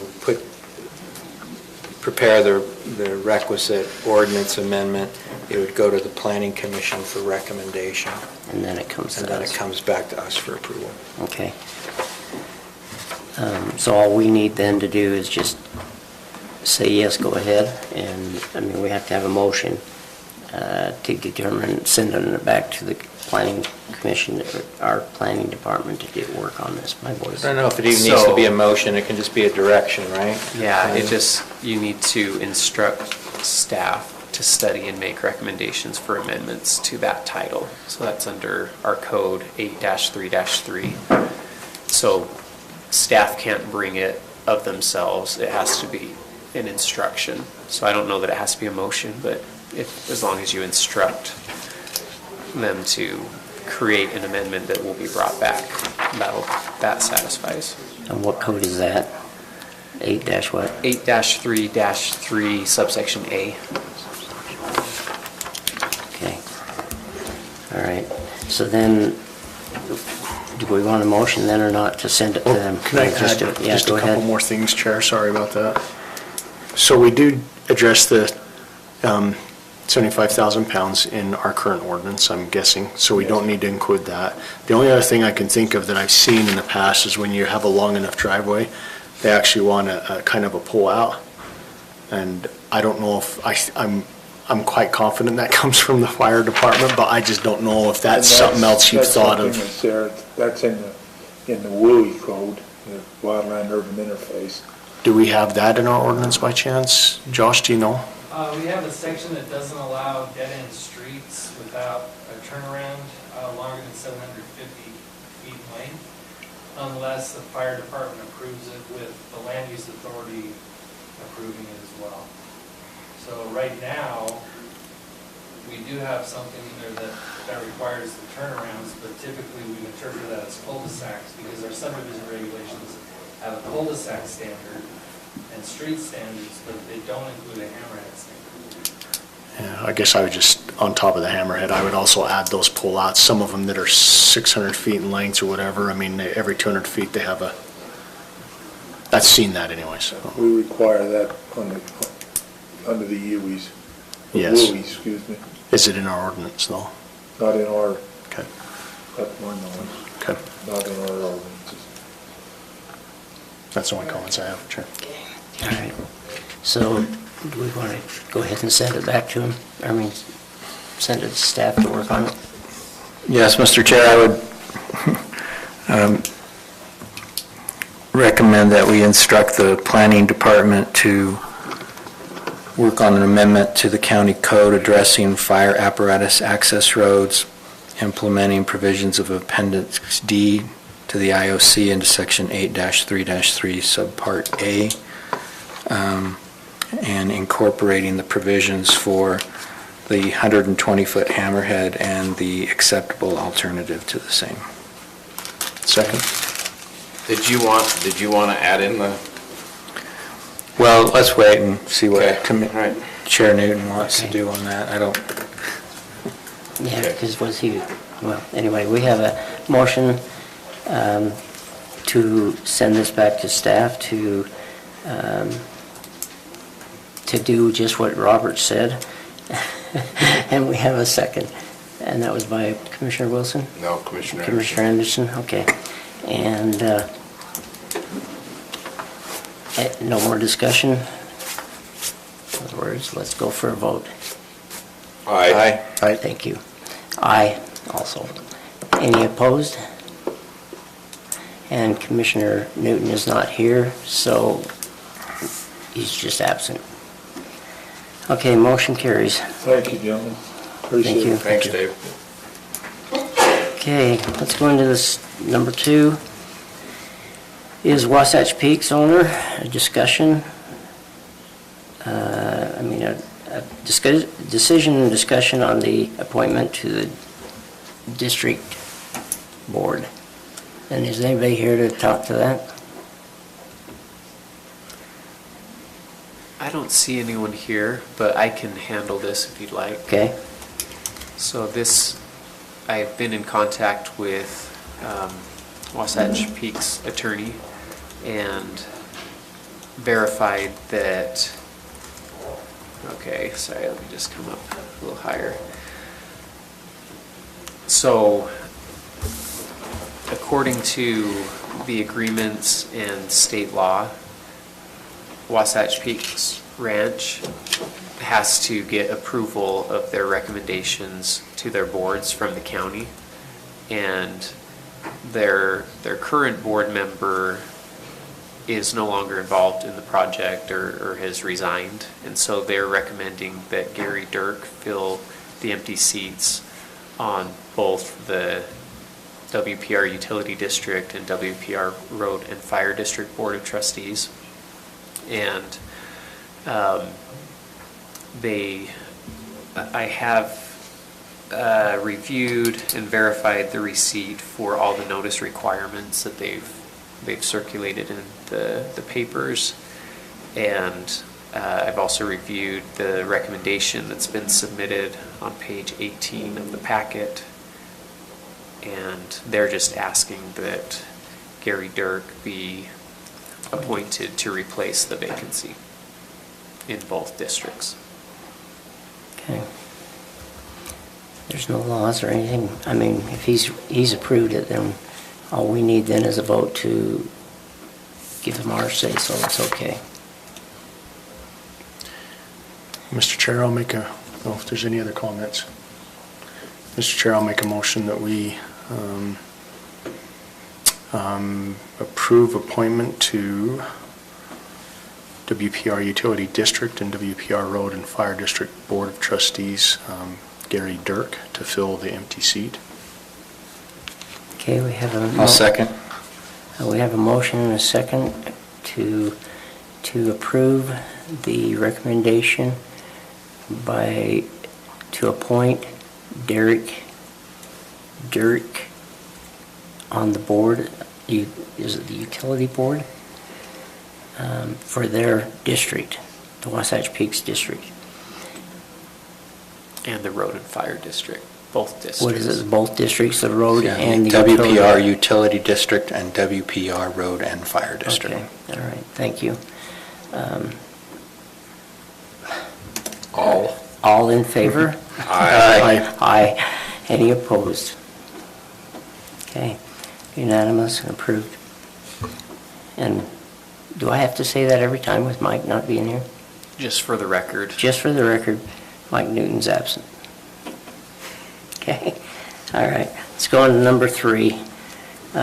Discussion and decision on the IT department, from the IT department on the remodel of this room to make it more, anyway, let me give you just a little more on it. We found, I mean, this room's kind of not technology savvy, and we would like to be able to use some of our ARPA monies to, and we can use it under page 4 of the code, or their rules and regulations, that allows for technology infrastructure within the county for different items. We have this one and then another one coming up in the future, and this is one that Jeremy has been working on. So I'm going to turn over to you, Jeremy. Good evening, gentlemen. So we've kind of looked at this before. We put it back out to bid. We were able to get a second bid, which is a state contractor. So they've already bid through the state. This bid is to include two 86-inch monitors back here, two 43-inch monitors out in this area, 8 monitors around the screen, and a motorized electronic whiteboard display. I'm not sure where that would go. Every single monitor will show whatever's happening on the other monitors. It also comes with the ability for your laptops, iPads, or whatever to jump on and do what Plane does without any software installed or anything like that. It will replace everything except for our speakers. We will keep the speakers. It will be able to broadcast to 4 different things, so we could do Facebook, Instagram, YouTube, all at the same time. It will all be controlled by a little, basically an iPad-looking thing. Let's see. It will have, what are they called? Assisted listening systems for up to 4 people. If they have hard of hearing, they can get the actual microphone, so they'll hear you talking right into their ears. And this one was $40,000 cheaper than the last bid that we got, which is a lot. Me and Garrett have been reviewing the contract. We do have some concerns, and we want to have some meetings with them. There was some gas mileage that was some kind of addition that we wanted to talk to them about. I didn't bring that actual part. It was referring to their delivery gas mileage, and it was pointing to the figures from 2000, March 22, right, instead of 23. So we wanted to look at that, and we wanted to have a meeting with their guy to come back out and sit with me and Garrett and go over every last little thing. So we're not looking for anybody to sign this tonight. We're just looking for the approval of the funds for the project. Yeah, I think Jeremy, on here, it was on our document anyways, I think it's page 30. But that is one thing that stuck out to me, is that fuel surcharge. Mm-hmm. You know, I initially was like, I don't know if I agree with it, but then I read through it and I'm like, that actually makes sense to a degree. But I just don't know what their fuel costs will be. Before we decide, in my opinion, oh, go ahead. I was just going to say, as long as we know the time frame, because they say that they generally start 6 to 8 weeks after, but then the term is 2 years, and there is no completion date that's outlined in the contract. And so I wanted to put a provision that says, okay, if costs go up of either fuel or equipment, and it's the county's, it's because of the county's delay, then maybe, then yeah, maybe we agree to that. But if they don't start the project for 1.5 years and then try to bill us because of their delay, then I don't think the county should be responsible. So we just wanted to tighten those things up. There were a lot of conflicting terms in what they proposed, and then the general terms at the end of the document. There were about 15 different things that we had outlined that we needed to talk to them about. Are they that far out? Yeah, that's a question. That's they've been calling me every day going, hey, have they approved it? Have they approved it? And all I tell them is it's going to be on the 7th, but we still got a lot of talking to do on your... The contract has paragraphs that literally contradict with the paragraph before it, and then it has 2 things twice in some places. So we would definitely want to have them go back and do it. So like I said, we want to have that meeting with me and Garrett and their designer and get this all knocked down before we sign it. But this has been a project that I've brought up over the years. So before we make them come sit down with me and Garrett and go through and get everything down to the penny, I'd just like to get approval for the project moving forward at that price, as long as the contract's okay with Garrett and we get Mike to sign, continue with the project.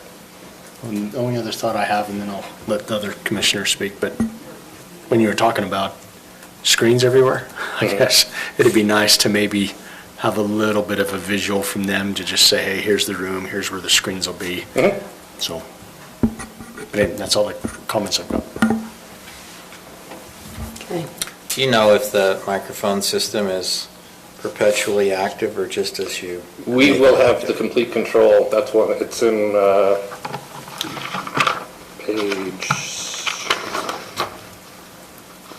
page 5 We have complete control of the microphones on every single microphone, up and down volume individually, instead of the squawking handle over there on the speakers.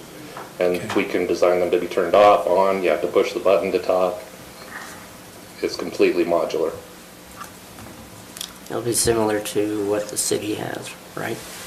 It's literally a bid of the cities, just for $40,000 cheaper. Yeah. And so on the different terms they had, we choose one of those terms, or? That's another part that me and Garrett want to sit down with them, because it was confusing. In the end of the contract, it basically says you can only have this term, but at the beginning, it has that you can choose your terms. So that's another part we want to sit down and talk. I just don't want another. We don't want any cost overruns. Like internet service where we give them all their money and then we wait. Yeah, definitely. Yeah, I agree.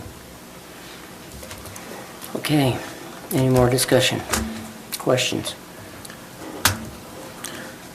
And you're welcome to attend the project meeting when they come in. So, Mr. Chair, I'll make a motion that we approve the expenditure of $67,422 of ARPA funds in connection with the GenCom proposal to update the commission chambers, subject to review and approval of the contract by the county attorney. And do we want to bring that back for commission approval? I think so. Because And it's so final far commission off. approval after negotiation. Yeah. Okay. I have a motion on the floor to... Second. To go ahead with the negotiation for the electronic devices and everything else they're doing on GenCom, of the $67,422, and it might be some additional for the gas and other things, with the approval of Garrett and Jeremy sitting down with GenCon and getting the negotiations of the contract out. And then bringing it back for approval. Back to the commission for final approval. And I've had a second by Jared. All in favor? Aye. Aye. And Commissioner Newton is absent still. Thank you. Thank you. Thanks, Jeremy.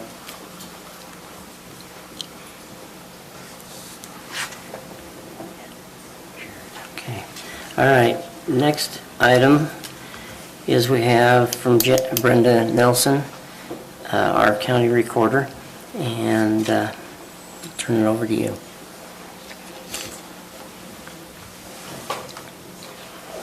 In your packet, you should have two quitclaim deeds that Utah Department of Transportation deeded 2 pieces of ground over to Morgan County. I'm here for you guys to accept what's been deeded, and Garrett should have created an acceptance document that will be recorded. That's our policy, is anything that gets deeded to the county or the city, we want to make sure that you guys are okay with what's being deeded. Okay. I have Brett Heimer's here that talk about where the roads are. You should have a picture sent to you from the GIS of where those roads will be over by Taggart's. Okay. Did you guys receive those? Okay. Any questions? Any discussion? Well, I noticed that some of that land, like, is in, like... The river? Well, it kind of blocks that area that crosses the river right there, too. Right. Yeah. And the only reason I'm going to give you a comment is because if we do this, then I can collect B&C funds on it. Yes. And we have taken care of the roads for, I'm sure, at least one by Taggart's for a long time, but now this way I can collect funds on it. So. Cool.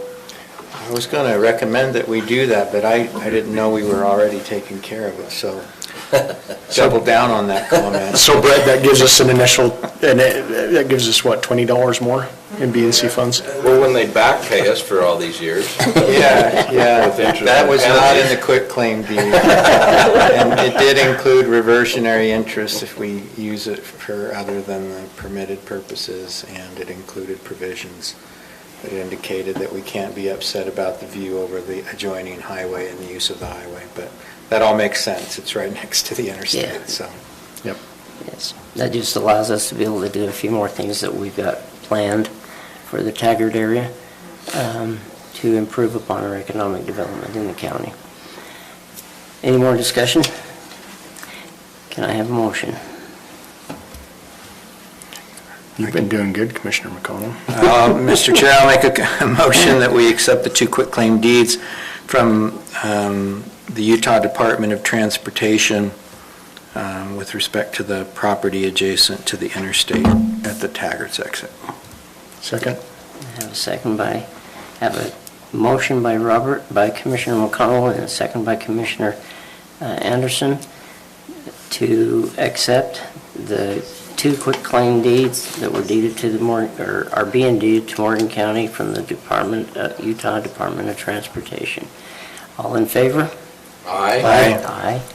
Any opposed? And Commissioner Newton is still absent. I wish he'd hurry up and get here. Thank you. Thank you, Brenda. All right. Next item on the agenda is our sheriff, Corey Starks. All right. So Marion Lott got a hold of me week before last, whatever. Said our contract with him has been up since like 2015 and he hasn't done anything about it. That's 8 years ago? Yeah. It's somewhere around that area. The last contract I could find was back in 2007 when we signed it until 2015. He says since So why have we been paying him? I don't know. Been doing the work. But he says we've been paying $1,350 every month for the last 10, 15 years. He says he wants to raise his prices up to $2,000 a month. I know we're only allotted. Seriously. To other, who would be included in the bid? I don't know, there's several vets in our area, so Yeah. we've got to put it out to bid. We have had our animal control reaching out to other places and seeing what we can find. Okay. As of right now, we have not found anything. We're still looking. But I just wanted to give you a heads up that he actually approached me at the wrestling match the other day and said, hey, have I talked to you guys yet? So. Well, don't we need to put it out to bid? We do. Yeah. So, Not if, well, Well, let's if see. it's passed, if it's up. because it's not an Yeah. extension, it sounds like it's a renewed contract, new Right. term, not an extension of an existing. And if the monthly is 2,000, then it would go over that 5,000 threshold that requires the bid for the, unless we were doing a month-to-month type contract. Yeah, it's 24 grand. So who will prepare the request for proposal? Is that the sheriff's department that will put that together? Yeah, we can do that. Okay. All right, so we don't need a vote for that, do we? No. Okay. I mean, I'm happy to continue using the same person, but I think we need to put it out to bid and see what the other options are. Do we have any idea how many animals are typically kenneled per month? Last year we had, was it 52? Yeah. 52 dogs that was kenneled there throughout the year. And that's the only ones, was not That was last cats? year. And then we do I think we pay for the disposal of animals as well when they have to be euthanized. Isn't that about $1,600 a month, or does it just depend on how many animals? Just depends. Okay. And they don't do anything with cats or other animals that they keep there? No. Okay. What do they do with the cats? Okay, all right. So then what we got to do is just have you go ahead and work out an RFP. We don't need a motion for this. And put it out for bid and let's see what we can come up with. Okay. Okay? Second one, and this is just more of a heads up. And it looks like they're kind of changing their mind now. But I don't know, you guys know I've been spending a lot of time with the legislator the last couple of weeks. At first, they was looking at doing to where we would have to have, so we have our 3 schools here, we'd have to have an SRO here, and then we have our 2 schools down in Mountain Green, and they were saying we're going to have an SRO there as well. Now they're changing it about and saying, and we don't know what the final is yet, but they're saying we just have to have during school session, we have to have an officer within 6 minutes of any school, which if you have a Mountain Green car, we're good. And we already have a SRO here, so. And we don't have one down there. No. Do you know if they're including in that bill payment? No, they just brought it up to us and told us this is what's going on. But we don't know how we're gonna pay for it? No. Okay. That's Nothing. another one of those.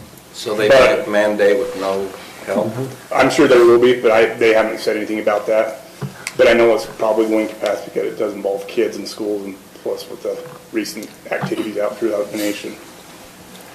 I don't know that there will be additional funding for that. I think they're simply saying they want the sheriff's department or the local policing force to have officers within 6 minutes of every school.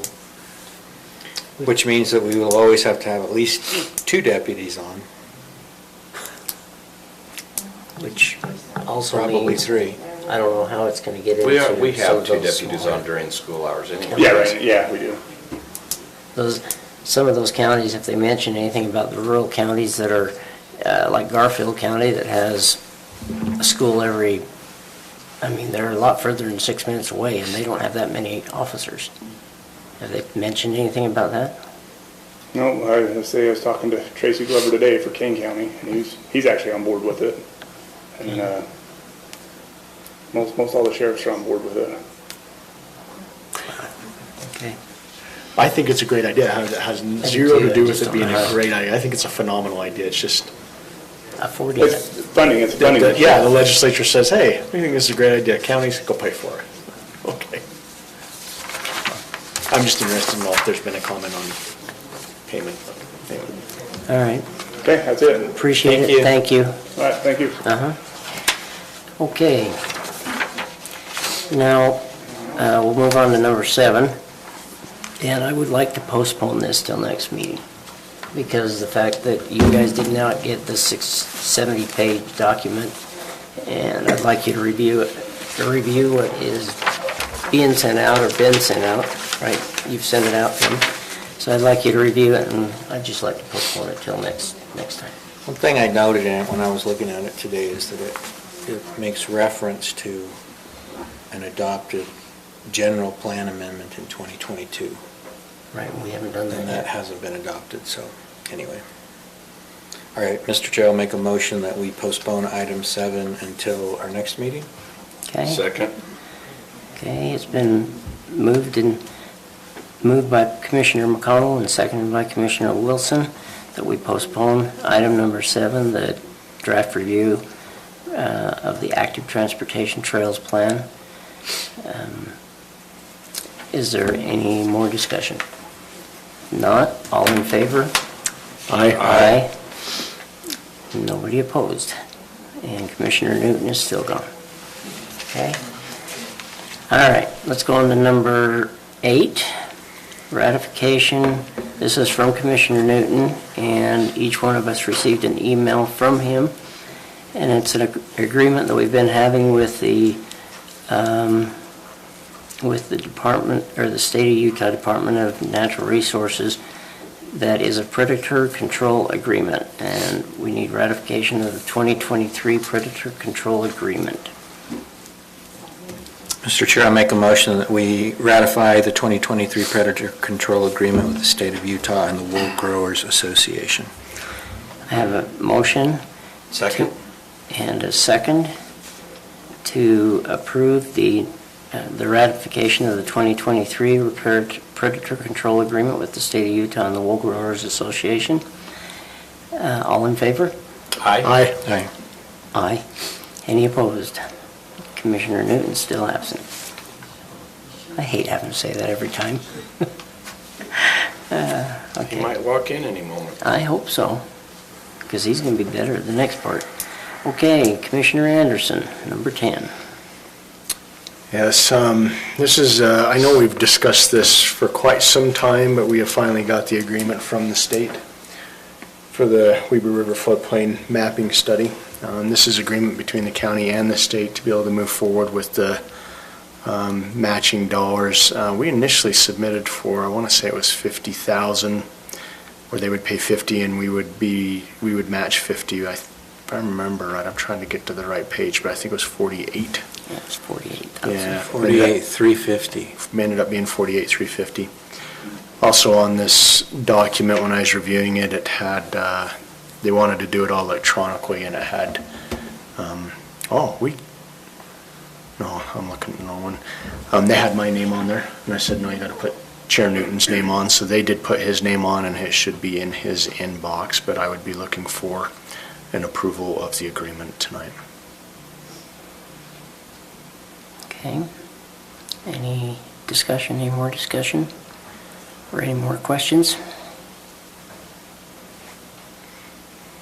Hearing none, can I have a motion? I do have one question. We do know that it's going to be a benefit to us, correct? Oh, 100%, yeah, it's gonna bring it in. It'll bring it in. We don't know how much, but it will bring in the floodway. So how is that going to help when everything, all of even our property, is under the elevation of the river or close to it? So when FEMA initially did this study, they did it with a 1D model years ago. They now do it with a 2D model. It's more accurate. So whatever your boundary is going to be, it is going to morph and move, but what they've seen when they've done it with a 2D model is that it will actually bring in that floodway boundary closer to the river by doing a 2D model. It's more accurate. That doesn't mean there might be areas that go out a little bit, but it'll be more accurate than the 1D method. And a lot of people that are already that it changed, when it changed this last time, the floodway took in so much more, it cost our residents a lot of money. Right. Yeah, the hope is to bring it in quite a bit, is the hope. And if you remember, I think we had a discussion about it where they do a quick analysis just for the first few $1,000s and say, hey, this is what we're seeing it will do, and they'll update us on that. If it doesn't make a difference on it, they're not planning on moving forward, would be the... Okay, and is it going to be for the whole county on all riverways or just Weaver County? Oh, absolutely, no. Okay, shucks. Sorry, we've discussed this multiple times, Blaine, I'm sorry. It will not be for the whole county on multiple rivers. That would be millions and millions of Right, dollars. but this is just... This stretch is from the county up the pickleball courts area down to just the west side of the dump, just right in the city boundary area of the dump. All right. That'd I be wanted to make sure that was the distance. area of where it was at, okay. Yes. All right. And you plan on taking it from Fund 23? If that's still the fund number from the 83 floods, yes. Okay, all right. And it's still 50/50. Yes. Okay. Any more discussion or questions? No. Hearing none, I'm looking for a motion. Mr. Chair, I'll make a motion that we approve the grant agreement with the Utah Permanent Community Impact Fund Board Program, Weber River Floodplain Mapping Study with the Utah Department of Workforce Services. Funding of the county's match to come from the Fund 23. Is that the... That's what it says here. I'm not positive that's it. But we'll make sure it comes from that flood fund. Oh, I'm sorry, when you said 23, I didn't know if you were referencing the county fund for the matching Yeah, dollars that's what came I'm from. saying is I think fund- this 23 CIB mineral lease fund is from the state. Okay. Sorry, boy, I Okay. wasn't sure what you were Okay. referencing there. All right, so the rest of it will come from our other funds that we received back in '83 for flood mitigation. Correct. All right. I have a motion, that long motion that Commissioner McConnell put in. Do I have a second? I'll second it. Thank you. All in favor? Aye. Aye. Any opposed? Commissioner Newton is still absent. Okay. All right, next item. Josh Cook, our planning department, approval of civic review subscription agreement. Good evening, Commissioners. Between September and November, we did the budgeting for the planning department. One of my requests was for funding to change software from Basecamp to Civic Review. We received 3 different quotes. We provided those to you. We decided to move forward with Civic Review. We got the contract from them recently, and so we put that on your agenda for approval. I did not see the other companies that you got the bids from. All I saw was Civic Review. No, we got bids from iWorks and one other company. I can dig through Bailey's items to try to find those again. Okay, my question, and I sent it out to you guys today, is this is a permitting process so that way people can go online to do their permit for a building permit or whatever it is. Is that correct? Civic Review provides both permitting, online payment, online tracking. It also provides for planning tracking and planning applications as well. The link that you sent me for the GoGov, I did not see anything related to planning with that software at all. It did look like it had a lot of permitting stuff, code enforcement, building permits, solar permits, and there was a whole list of other types of permitting that they did, but I didn't see anything related to planning and tracking those planning activities. Okay. The reason why is because I had somebody else approach me about getting permitting online, and they had mentioned a Civic Review, and it was going to cost us an additional amount of about $400 from the clerk's office, to put more into Civic Review, which if that's the case, $400 more per month. Who are you talking about? Clerk's department. No, who approached you? Penny did.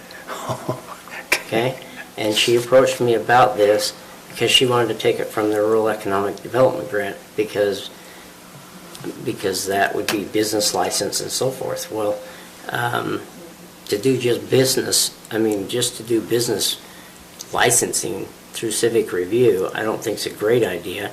And I'm wondering, but yet this other company, GoGov, they can do it all, and I'm just wondering if they can also do this Civic Review. Well, I don't know if they can do it all. I got on and I did research today, and Civic Review, based on my discussion with the sales rep and looking at a demo, they can do planning, document tracking like plats, zoning, the subdivision process, site planning, all of those, plus building permit, plus code enforcement.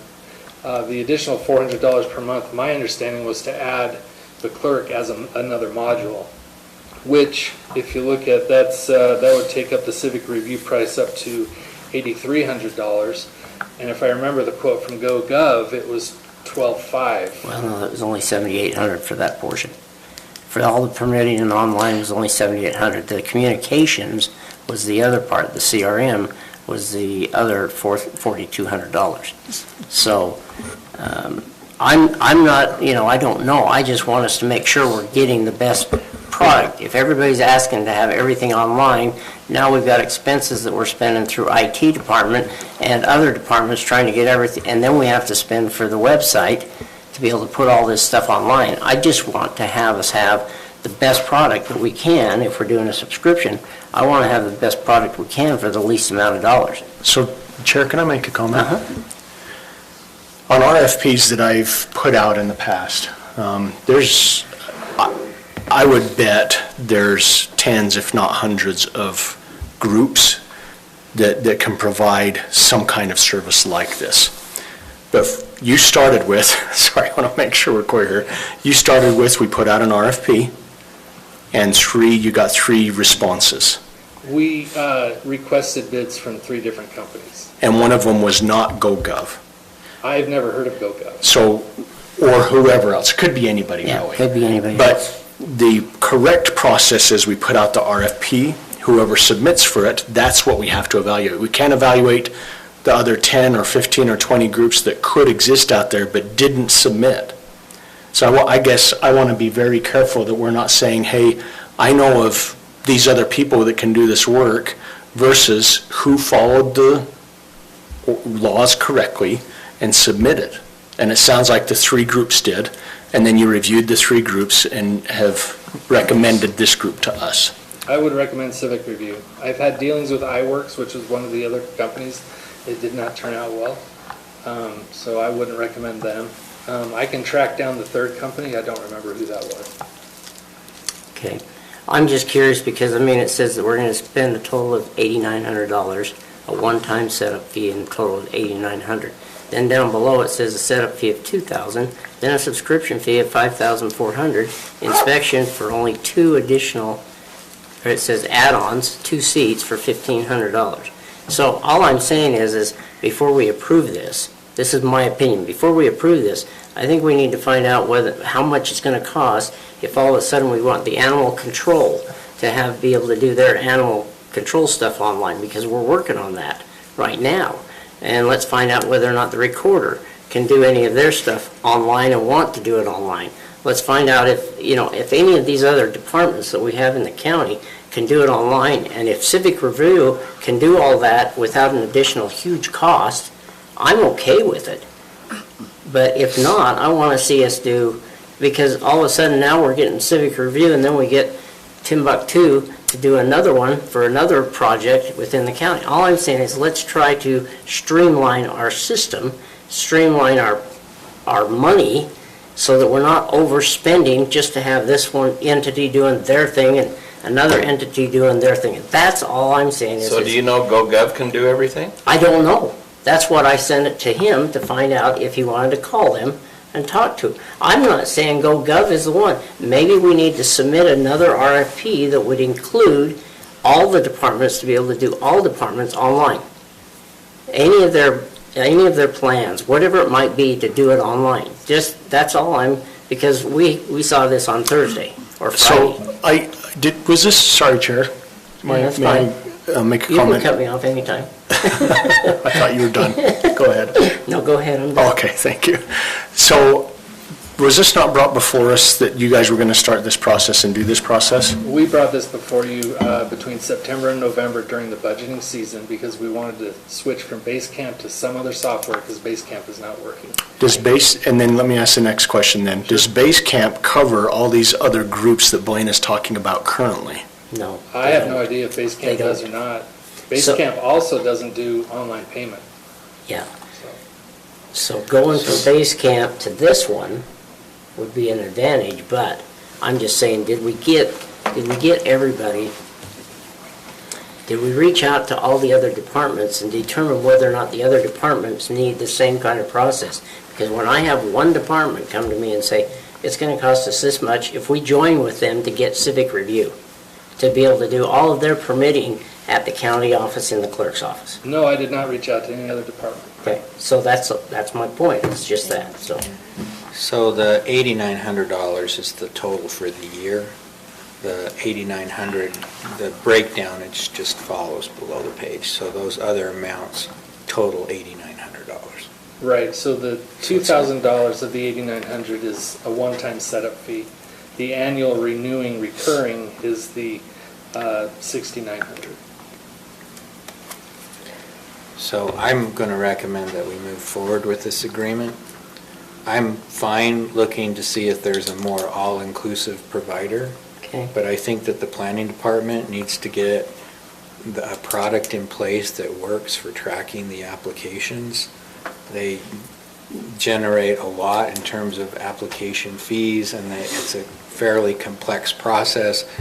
And if Civic Review could also work for the clerk, and it's $400 more a month for them, so be it. If it's another provider that could be all-inclusive, then maybe we could move to that next year. But I think for purposes of moving forward with the planning department, I'll make a motion that we approve the Civic Review contract as proposed. Second. Okay, I've got a motion to approve the Civic Review, cost of $8,900, one-time setup fee, and seconded by Commissioner Anderson. I'll just clarify, it's $8,900 subscription for the year that includes a $2,000 setup fee, a $6,400 subscription fee, and 2 inspection add-ons for $1,500. Okay.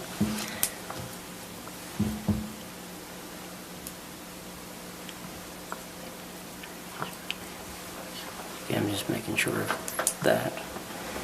Okay. Any more discussion?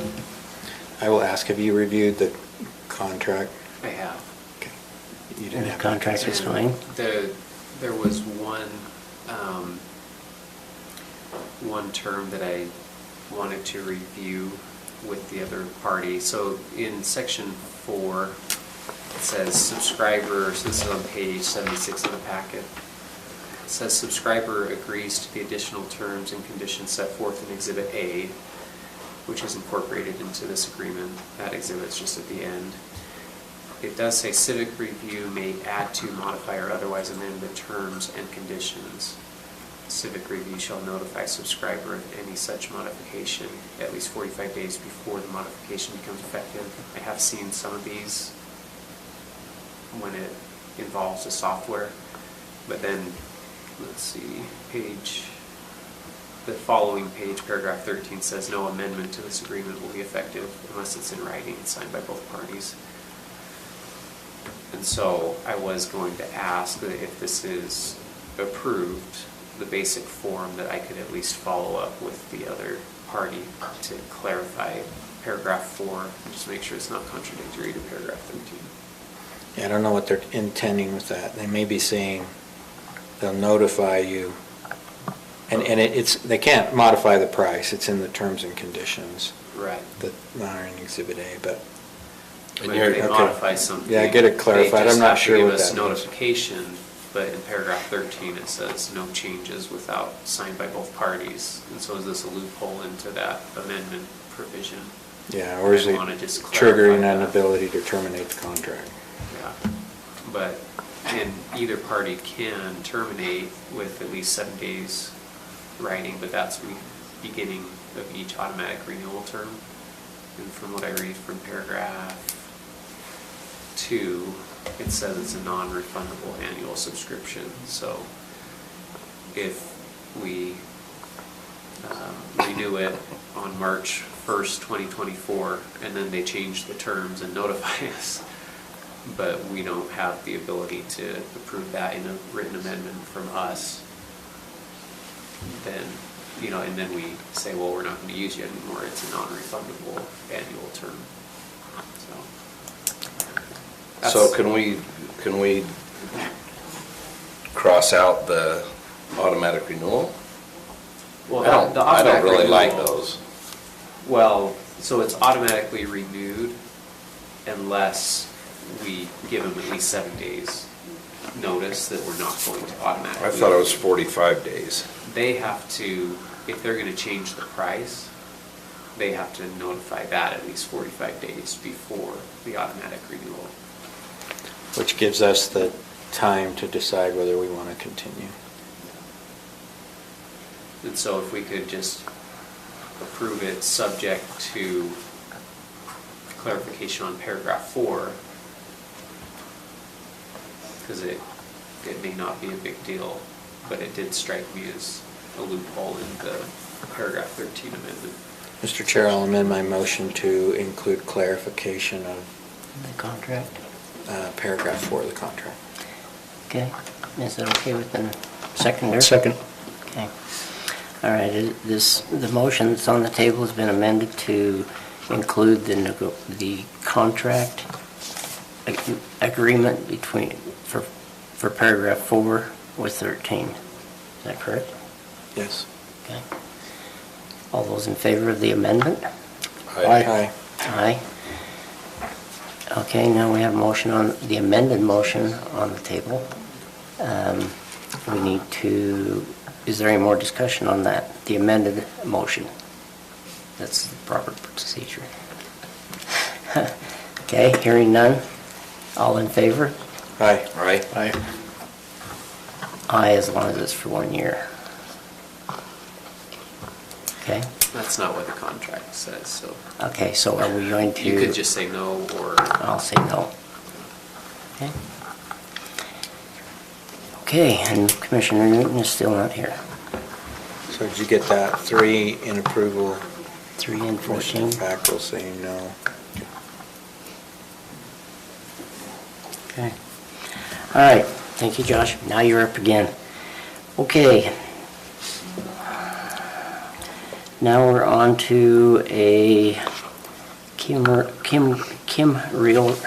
Wheelwright request to amend the R1-20 zone coverage regulations from a 25% to a 40%. Application number 22-077, located at 5948 North Robinson Lane, Mountain Green, a total of .43 acres.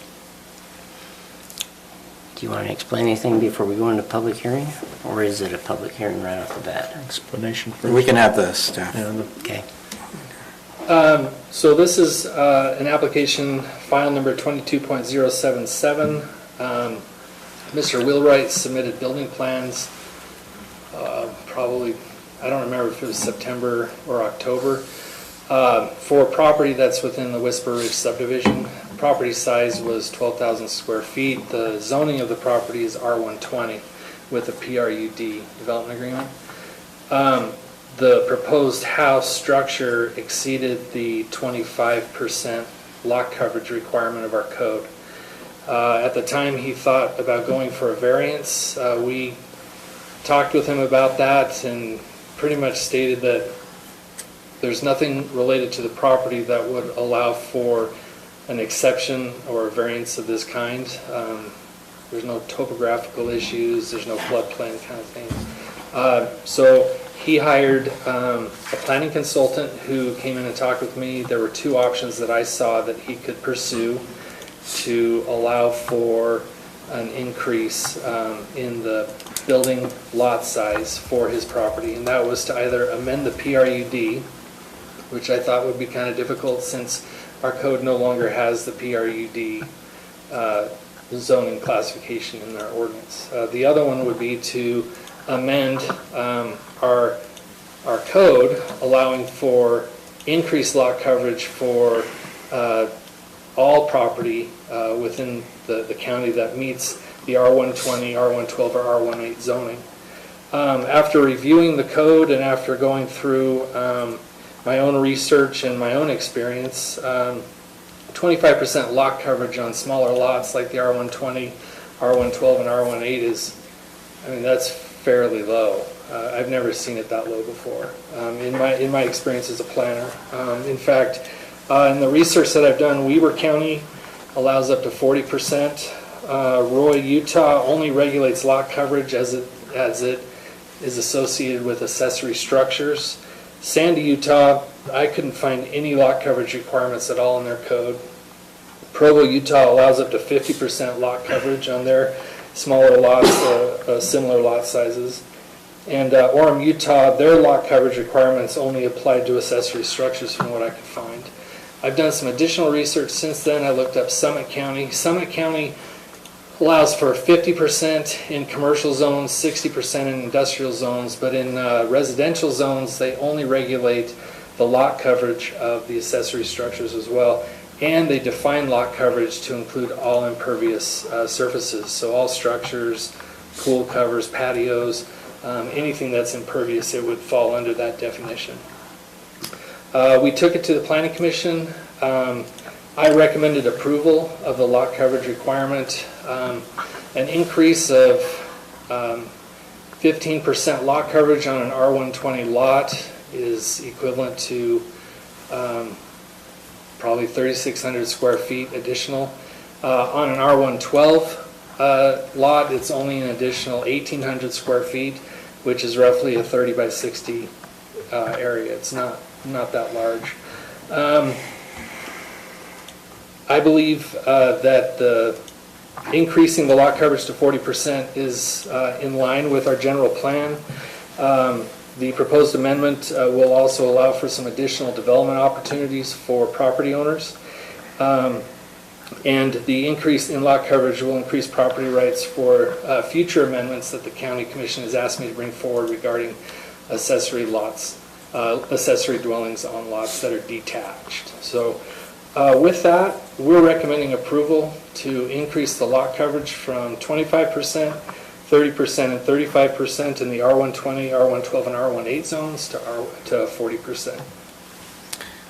I didn't see the Planning Commission recommendation. What was their recommendation? I apologize. I meant to add that in. The Planning Commission recommended approval 4-2 with Gary Ross, Planning Commission Chair, abstaining.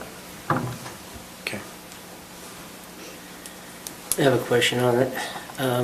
So the 40%, that includes any kind of building structure within their lot, is that correct? Yeah, the definition that I've included in there would only calculate structures. So if they have a pool or if they have a tennis court, we wouldn't count that towards their total lot coverage. Okay. It would only be structures. So why, I don't know that you can tell me that, but why in the past did we only allow 20% or 25%, 30%, or what was the reasoning? Does anybody know? Do you know? I have no idea. Why don't we have a 50% then? That's a good question. If you go to the larger acre lots, it drops even further. So RR1, you're only allowed, I believe it's 20%. RR5, you're allowed 10%. RR10, you're allowed 5%. And those are the coverages that affect, they have their home, but they also need barns and other larger accessory structures that you wouldn't find on an R120 or R112 or R18 lot. But, the larger lot, it's even constrained even further. I think most other jurisdictions just simply, or a lot of other jurisdictions, just let the setback requirements govern. And then what people put within their setbacks is up to those individuals, so. Okay. I was just curious because. I just have a feeling if we were to go throughout our county, there's lots of them that don't meet that. I'm seeing some You right mean now. over it? That are over that coverage already. 25%. That's why I'm wondering why we don't have them change it to a 50%. Well, I don't know, as you want no backyard or. Right. I mean, I just look at some, according to this, that means I've got on my property, I've got 3,600 square feet, or main level 1,600 square feet. I put an accessory dwelling, or not an accessory dwelling, a barn and a few other things. It's going to take up quite a bit of space. It's true. So, and then you're telling me I can't do that in an agricultural zone? Well, how big's your area? Well, I might put in a wind tunnel, I might put in a barn. I mean, look at yours. I know. I mean, there's a lot of things. I don't know what I want openness, but should we restrict other people if they want to put in more buildings on their property that does not deter from what the community is trying to do? I don't know, I'm just bringing the point up. Well, in a rural residential zone or agricultural area, you don't want 100% of the property taken up by buildings. Right. It becomes non-rural. Yeah, it becomes non-rural or zero lot line type of product. It's certainly something I think that we could look at over time. I think that there are various provisions in our code that are fairly restrictive in that way. But this is the one that's in front of us tonight, so. Yeah, I'm just wondering if we can change it from a 40 to a 50, if that's what we wanted to do. Or if this is the proposal. Some counties are 50. And so I'm just asking whether or not that can be done. You're the expert on it. Right. We've got a recommendation from the Planning Commission to approve. If your motion is to increase the percentage from 40 to 50, I think we can do that. But I can't do it, you guys have to. We've made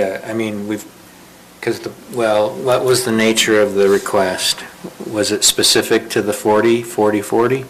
It was specific to 40% for the R120. But the Planning Commission looked at all three of these. Mm-hmm. Yep, I brought that forward to them. Okay. All right, Mr. Chair, I'll make a motion that we adjourn the public meeting and convene the public hearing. Second. Okay. Okay, it's been moved by Commissioner McConnell to adjourn the public meeting and go into a public hearing. Seconded by Commissioner Wilson. All in favor? Aye. Aye. Is it a roll call? I don't think you need to do that. Okay, all right, aye. Okay, motion passes. We are now in public hearing. Anybody from the public that would like to speak?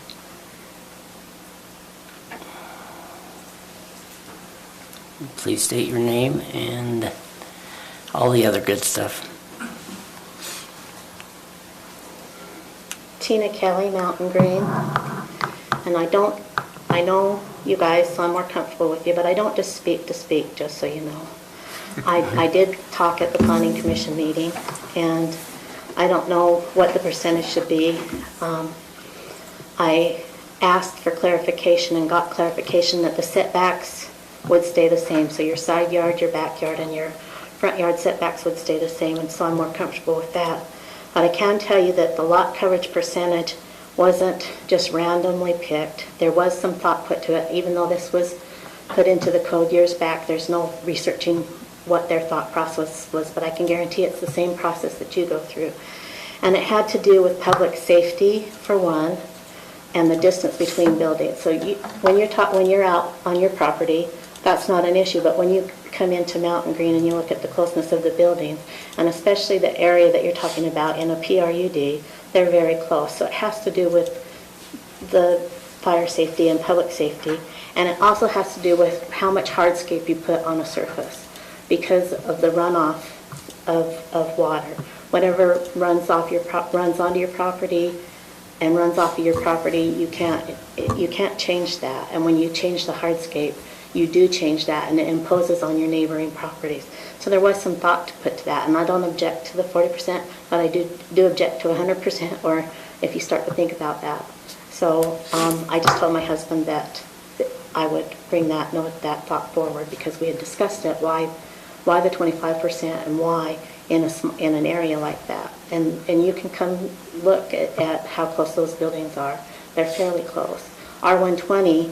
It's not as bad, but when you consider the areas that you're talking about that are under a PRUD or a PUD, then they are fairly close, and it does impact the neighboring property.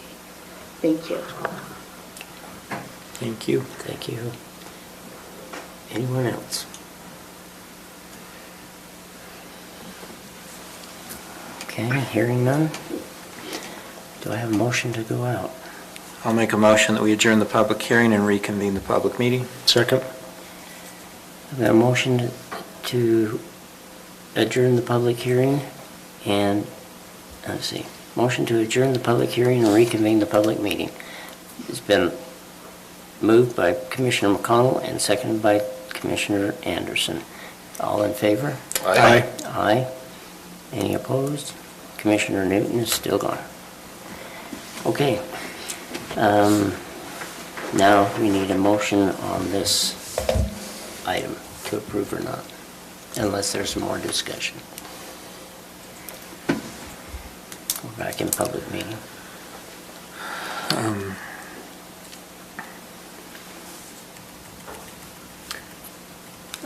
Go ahead. I'll make a motion, Mr. Chair. Move to approve the proposed revisions to the Morgan County Code Sections 8-2-1 and 8-5B-9 to amend the language of the text to add a definition for lot coverage and to increase the lot coverage for single-family residential districts based on the text and findings listed in the staff report dated February 7th, 2023. Okay. I have a motion on the floor to propose the revisions to the Morgan County Code, Section 8-2-1 and 8-5B-9 to amend the language of the text to add a definition for a lot coverage and to increase that lot coverage for single-family residential districts based on the text and findings listed in the staff report dated February 7th, 2023. Do I have a second? I'll second. Okay, I have a second by Commissioner McConnell.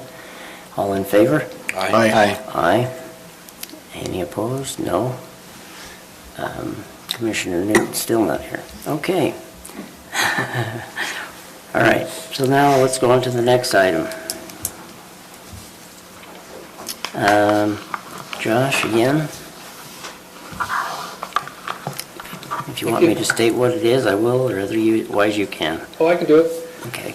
This is for application number 22.072. It's called the Jones Rezone.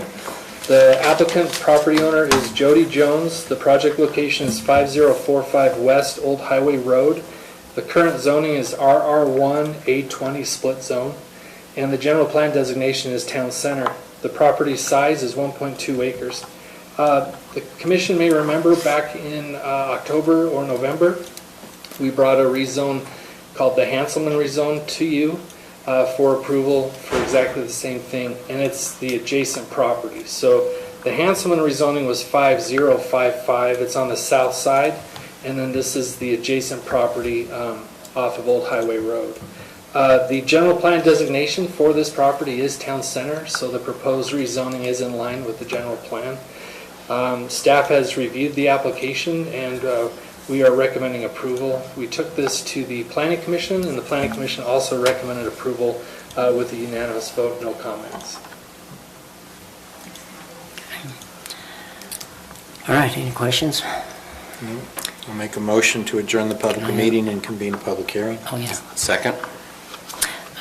We have a motion to adjourn the public meeting and convene a public hearing on this item. It was... I did. Commissioner Wilson. Okay, this is your opportunity to say anything if you want. Do you want to vote on that? Oh, I got to vote first, so all in favor? Aye. Aye.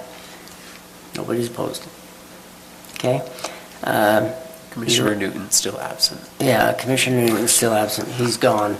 Nobody in that chair. Just acknowledge that. Until he comes back, just acknowledge he's absent. Okay.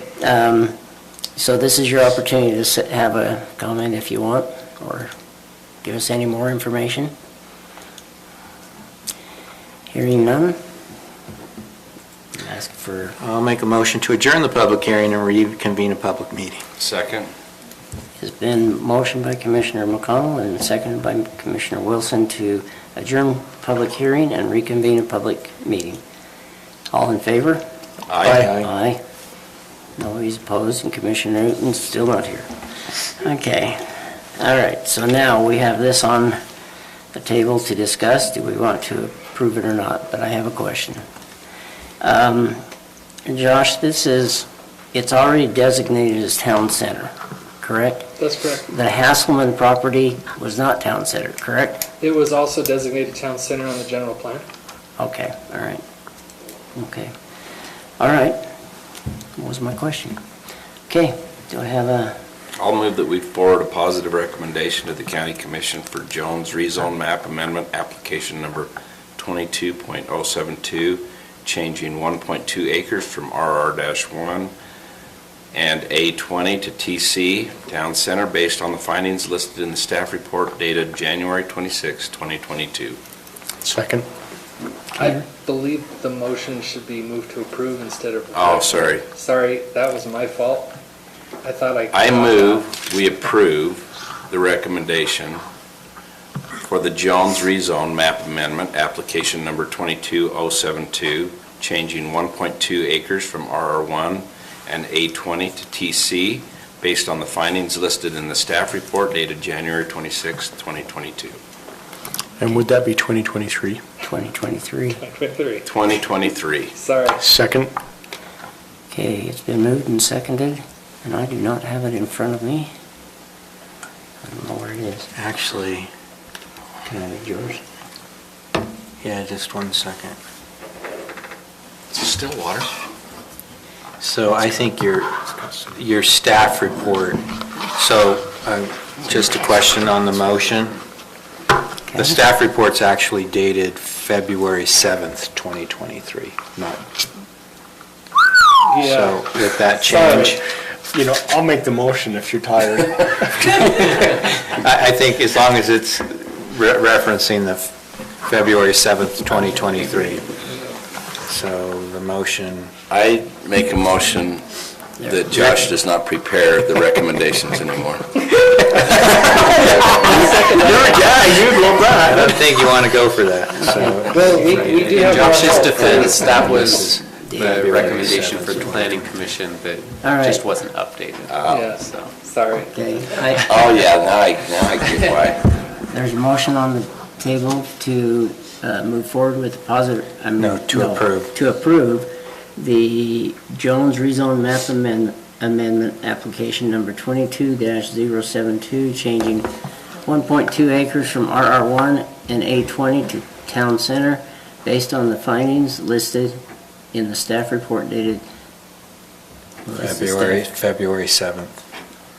Is that when the That's the their planning staff? commission's. Okay, all right. February 7th. Dated February 7th, 2023. Whew, that's a long one. Okay. It was moved by Commissioner Wilson and seconded by Commissioner Anderson. All in favor? Aye. Aye. Nobody's opposed, and Mike Newton's absent. Okay? All right, that one's done. Okay. Now we can go ahead and do Commissioner comments. And it looks like you're listed first, Commissioner Wilson. Chair, can I just add something before we make our comments real Okay. quick? All right. We've got one of our lobbyists from our lobbyist group that's here tonight, and Okay. considering we're right in the middle of legislative session, I think it'd be great to hear what the update, what update he might have Okay. also. I'm okay with that. If he's okay coming up. He's dressed to do that. He's come straight from the legislature. I did take my tie off. I hope that's okay. Yeah, it's fine. It's okay in West Weaver. Well, thank you for the quick opportunity. I know the meeting is long, and I'll try to be short so you can get home to your families. Just by way of update, it has been a very interesting year. Last year, I will say that one of the benefits that we had was there was a lot of federal money coming into the state coffers from the ARPA and some other things. That's kind of dried up, and I will, not to be like Senator Stevenson, who chairs the Executive Appropriations Committee, but there's a lot of expectations that are being dashed quickly. To use his example, sometimes you just get a stocking for Christmas instead of a whole bunch of presents under the tree. But it was an interesting first couple of weeks because the strategy changed a little bit. Instead of kind of pushing a couple of the hotbed issues to the end and getting confused with the budget, they tackled a few of them right up front. And you probably saw that with the teacher funding bill that was tied with a voucher proposal. You saw some issues regarding transgender surgeries. All those things were kind of front-loaded. Last week we dealt mostly with, they bill it as Water Week, an opportunity to really focus on some of the water needs of our state. And now, to be honest, they're really getting into, finally starting to get into the budget process. Every member of the legislature is assigned to a sub-appropriations committee that deals with the budget, and they make recommendations to what we call executive appropriations, which is the members of leadership in both the House and the Senate. And those committees have been hearing projects nonstop for the last 3 weeks now. And their job is to prioritize those and put them into order by topic based on the purview of the committee, and present those as recommendations to executive appropriations, to vet them, give them original early vetting. Something this year, something like $5 billion in requests, and that is partially conditioned by the fact that there was a lot of project money out there last year because of the federal funding that came in. And so people have changed their mindset about what's out there, and they're asking for everything under the sun. Senator Stevenson again reminds the group that we are not going to fund pickleball courts and other things that are not generally associated as a state responsibility. And that's one of the things that they have really kind of buckled down on this year. They've said, hey, if this is a duty that's generally been the responsibility of a county, a city, or another level of government, we're going to try and stay out of it and not go down that road any more than they already have. So it's a little bit of a dynamic change, a little bit of a different way of adjusting to a newer reality. That being said, there is a surplus, again, with state funding, and maybe more so in one-time funding. And so there is project money available. And as far as your biggest project that we're working on down there, the interchange at Mountain Green, I think that actually helps us with our request there, because that is clearly something that the state belongs in, right? Transportation issues. And so we're working on a variety of angles on that particular project and other transportation projects. I would say that our main goal last year as we took this project on was to get started and get some momentum, because we knew it was a big project, and as we talked about many times, it wasn't really on any kind of radar for anybody. It wasn't on a list or anything that really we could pull from. We were successful last year in getting the environmental money, and our goal and strategy this year was to try and get into the engineering and design money funding. And once we get that funded, again, just having that progress that ramps up, hopefully with culmination of full funding of the project. We feel really good about where we're at as a priority, here. We've had many conversations strategically with our team, as well as with the members of Executive Appropriations. We have a couple of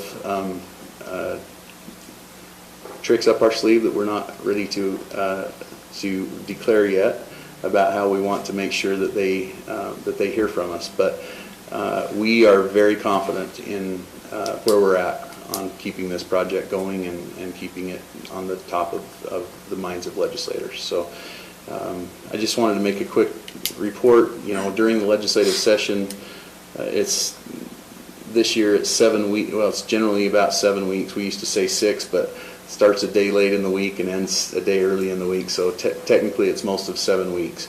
And it's very intense. And with that, we only really have about 3 commission meetings where you only meet every other week. And so I wanted to just give you kind of a mid-session update as to where we were, how we were feeling. And all I can say right now is that it feels good. It looks good. We're positioning well, and I'm hoping to be back here in 2 weeks telling you we're really close, to the end of the session, really close with our goals as far as that's concerned. Of course, it's always even going to be better after, when we can say for sure, because the reality is last week at 11:58 p.m. we weren't sure exactly where we were until about 11:59, and that's kind of the reality of the situation we have going on down there now. It used to be a little later than that, because back in the olden days they could put the cloth down over the clock and extend the period a little bit.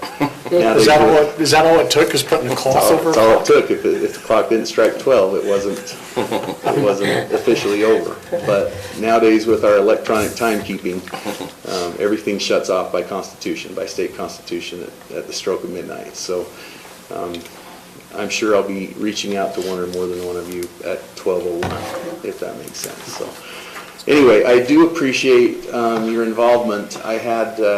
We did have a couple of you from the commission show up to our Utah Association of Counties Day up on the Hill, had some good conversations with you. I think there was some good interaction with your legislators at that. I hope that was a positive thing.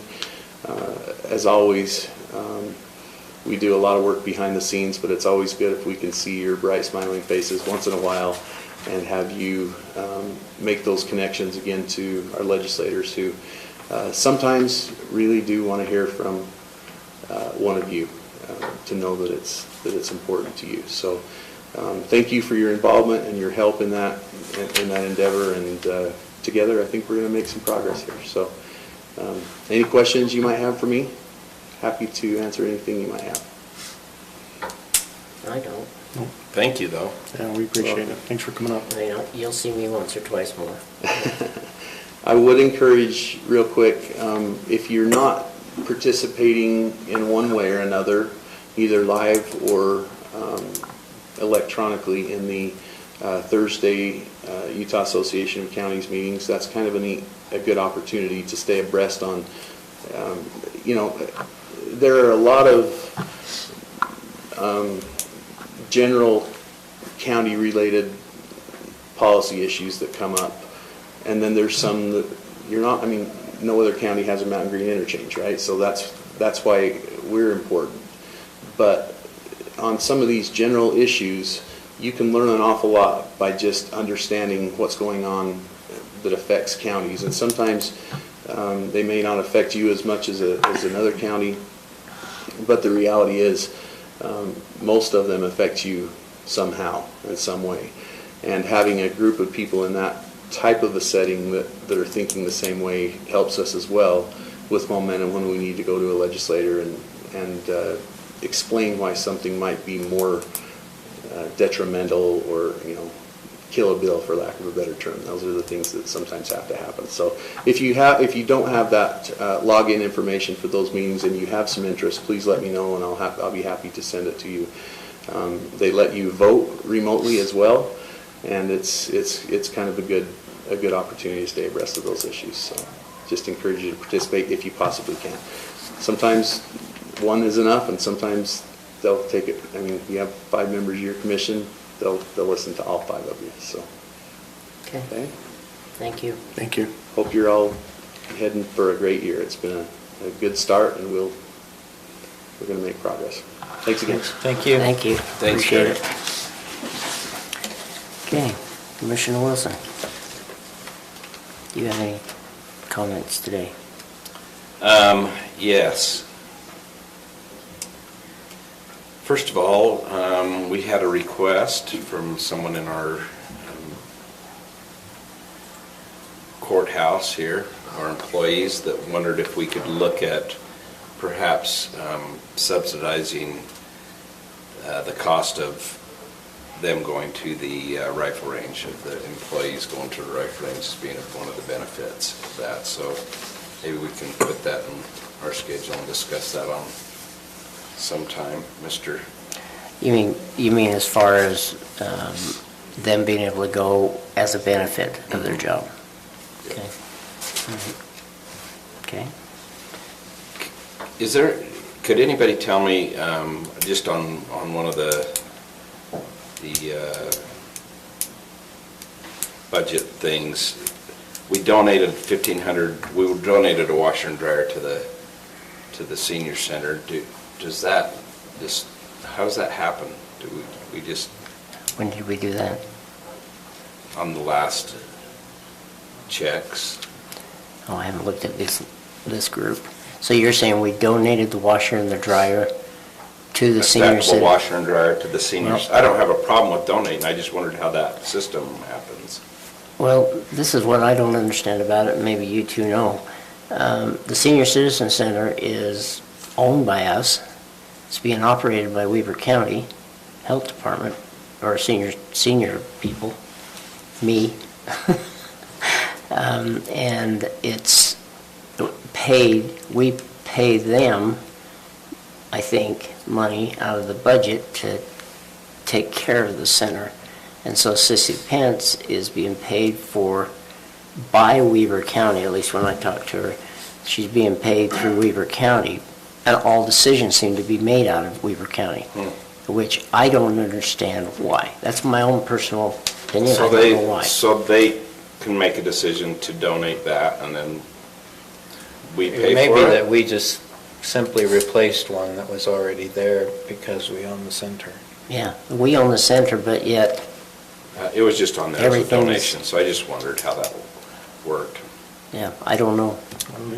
And then Sergeant Christensen, he just had talked to me and told me to thank our commission for everything that we do. So just said to tell you they appreciate it. Update on the parks boards. I've been able to track down 3 of the 5. They haven't had a meeting since 2017, so that's a long time for not having a, so the three that I was able to contact, one they said they think's on a mission,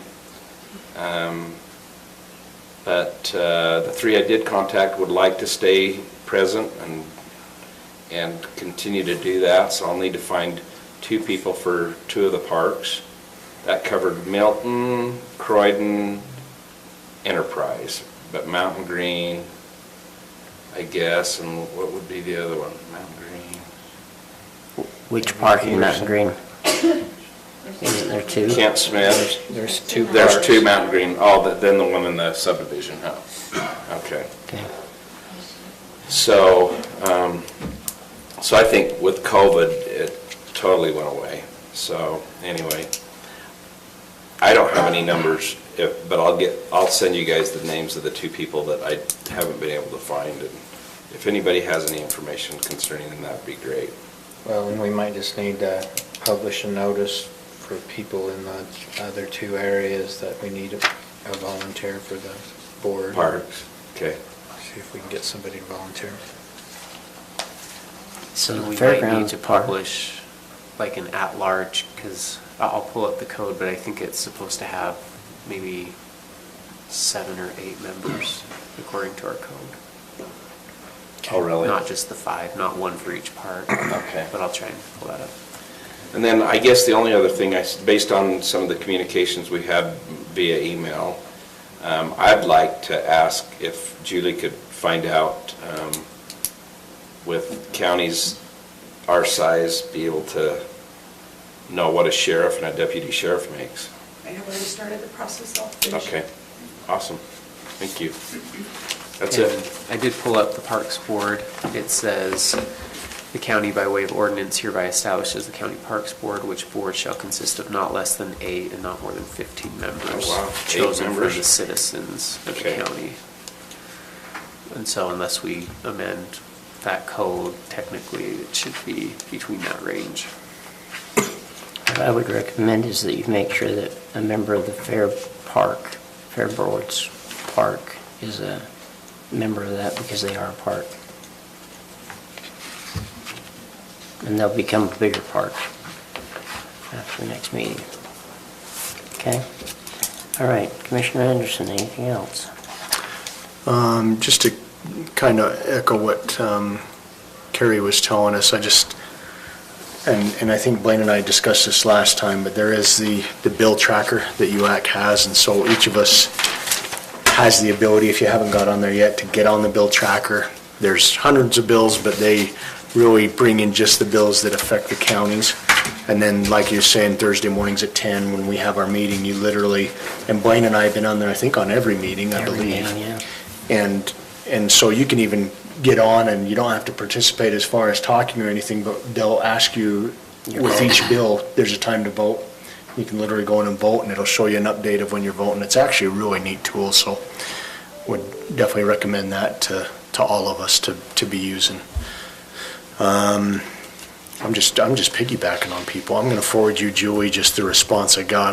I reached out to a couple of counties on what Commissioner Wilson was just talking about. I did receive one response today. I'll just forward that response that I got about just checking fees, and then Yeah, I started on a spreadsheet because I'm on an HR group that they just will send me all the data, so it's awesome. I looked at population size, just called the 2 counties above, the 2 counties below on population size of us. I think if I went 3 counties up, it was almost double our size. I didn't think that'd be very relatable. Right. But, Right.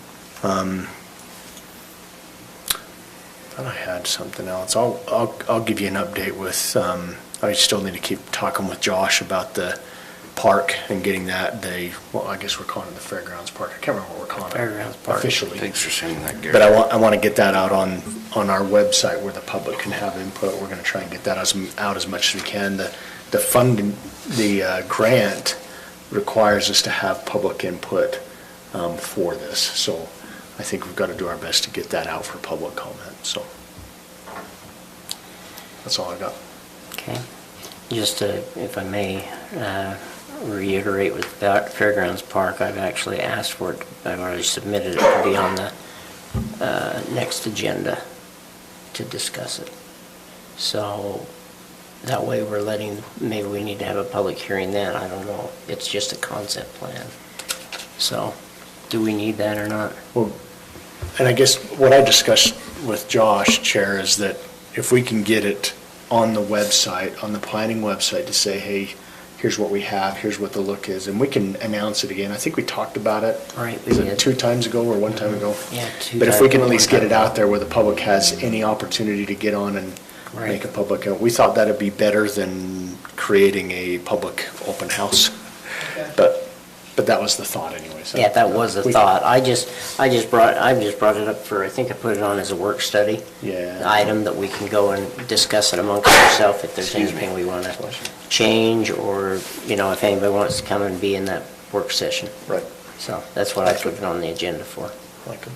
Okay. All right. Commissioner Newton, thank you for coming. The top row probably Top shelf material right there. I would like him to be here, that's the thing. I would like him to be here. Okay, Commissioner McConnell. So, like I said, I like to try to take my losses graciously, and when we moved through the process, the flag lot code amendment, it was turned down at both the planning commission and the county council level. I did not solicit the request from the resident, but somebody did call me and say, why in the world do we not have a flag lot ordinance? I want to simply extend to create a lot for my daughter. I've got all of this property and I can't do anything. And other than go in and subdivide, and if I'm going to do that, I'm going to want to go and try to do more lots than just one. And I said, look, I don't have an objection personally to flag lot ordinance. We tried to move one through the process and it didn't make it. I told him I would raise it with the commission, and if there's support at the commission level to direct the planning staff to do that again, then I would be willing to do that. So my position on it hasn't changed. I don't know how you gentlemen feel about the flag lots, but to me, they're a tool that can facilitate subdivision layouts, as well as something like this gentleman was requesting. I live on a street, by the way, with 4 or 5 flag lots on it, so it's not like I'm opposed as a matter of principle because I think they're bad. They work out fine on my street. Well, I think the gentleman that called you came in and talked to me. Right. And he's got at least 2 or 3 neighbors that have flag lots. And he says, well, why could they do it? I'm like, well, it's actually prohibited now, so I don't know. Yeah, a question of timing. So I guess I'm asking for a straw poll. I personally would be in favor of looking at something myself. I think it's going to address a few different concerns that we have, and that some people already have that situation, and they're out of options. They're out of our code and ordinances already, Yeah, they're non-conforming lots. Yeah, we need to either address that or address our code and ordinances to provide an opportunity to have that.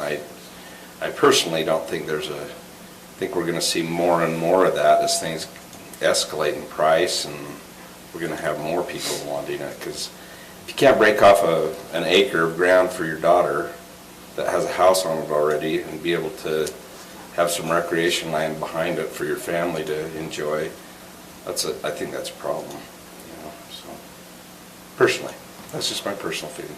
Do you have thoughts on it, Commissioner Anderson? Yeah, I think we got to be cautious. I mean, I don't want to open Pandora's box either. Now, I don't think that's going to happen. I think we just got to be cautious on how we go about it. But I wouldn't be against looking into it and seeing what we could do and what, just looking to see what we could do. I mean, the worst case scenario is having these 1.5 acre lots all the way along Morgan Valley Drive, and now all of a sudden we doubled it, and how do they fit in, and did that fit in our general master plan, and anyway, yeah, the list goes on and on, but I'd be definitely interested in it, so. When I was in Kentucky, they had something else besides flag lots that they could do. They were called family farm lots. So if a family had 5 acres, they could split off without going through the subdivision process and without going through infrastructure requirements, things like that.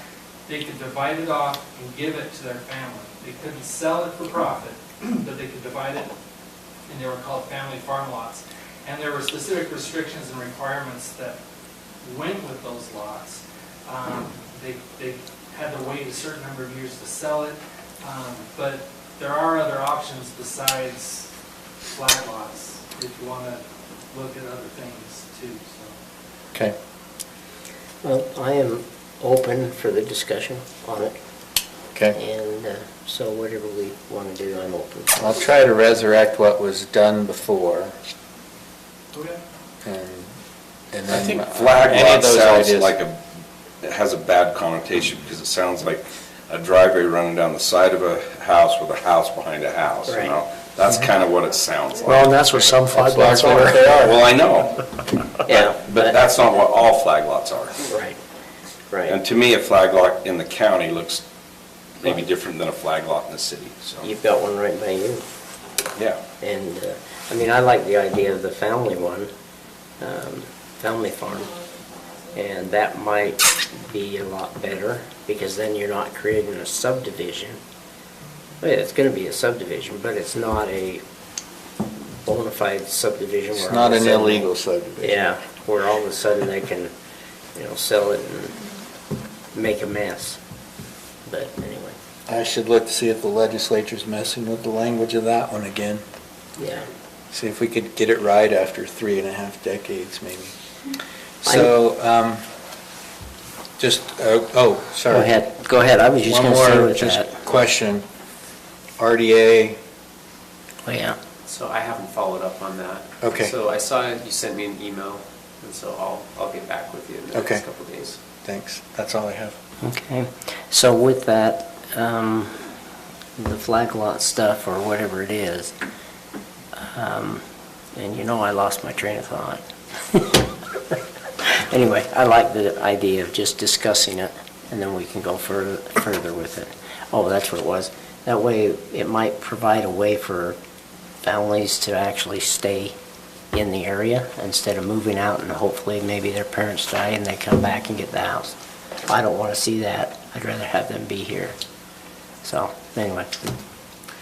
And maybe a clarification, just under our code, that 8-3-3, is this a formal direction to staff to prepare the amendment based on this discussion? But can we do it now without a... Because it's not an actionable item. I think you could do it even through email, as long as the majority was in favor of it. And so I was just going to... So can we do it right here? Mm-hmm. Okay. Yeah. Then, go ahead. Okay, Josh, consider yourself so instructed. Okay. That took care of it. All in favor? Sincerely, We've already done it, Commissioner. but we can't do it. Okay. All right, the other thing that I've already discussed, the Fairgrounds Park for next meeting agenda. Also, there is an auto show. They're starting that up again. And we're going to have that on June 17th, and I think it's in conjunction with the truck pull again. But I'm not positive on that part yet. Also, there's a new business that came into town for those of you that are golfers, and it's called T-Box Golf. It's a golf simulator. It's where the old Grace Church used to be. And so anyway, it's in that building. When do they open? They Old opened Gray today. Church. I Grace. haven't been around Grace. long enough to know the The old old Grace Church. Grace. Grace Fellowship. Church. Grace. Oh, okay. Okay? When I does it still open? don't know where that's Today. at. but- It opened today? Today. It's right by the mortuary. You're getting my membership tomorrow. Oh, okay. Over Yeah.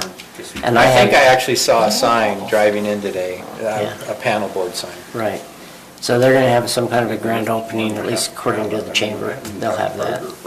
Cool. So for those of you that golf, I don't because I can't do it. Let's see, Fairgrounds Park. Oh, yeah, and also McDonald's. What's that? They are coming. They are in the process, McDonald's. Just so you're aware, I won't visit it much because it's too expensive, but you know, McDonald's is coming. Official announcement. That was told to us today. All right, any other matters? Morgan Moms has known that for months. Oh, yeah, I know. If nobody has anything else, I'd like to request that we go into, if I can do it as the chair, into executive session to discuss. Is this the day we're Closed voting session to against? discuss what? To discuss litigation and property Is this where we say no? purchase. It's not going to be long. I just want to give you some updates. Okay. Okay, Okay? I'll second. I can't do that though, as a chair. You can't make the motion? I can't make the motion. Oh, I'll make a motion that we go into closed session to discuss property acquisition, disposition of and real property and litigation. Pending litigation. Right. Second. Okay, thank you. We're going, I gotta have a roll call vote. Yeah. Commissioner Wilson. Aye. Jared. Aye. I'm McConnell, and aye. Commissioner Newton. Commissioner McConnell, aye, and I am aye. Okay. All right, we'll convene we'll go into closed session, and after the closed session, we will be adjourning.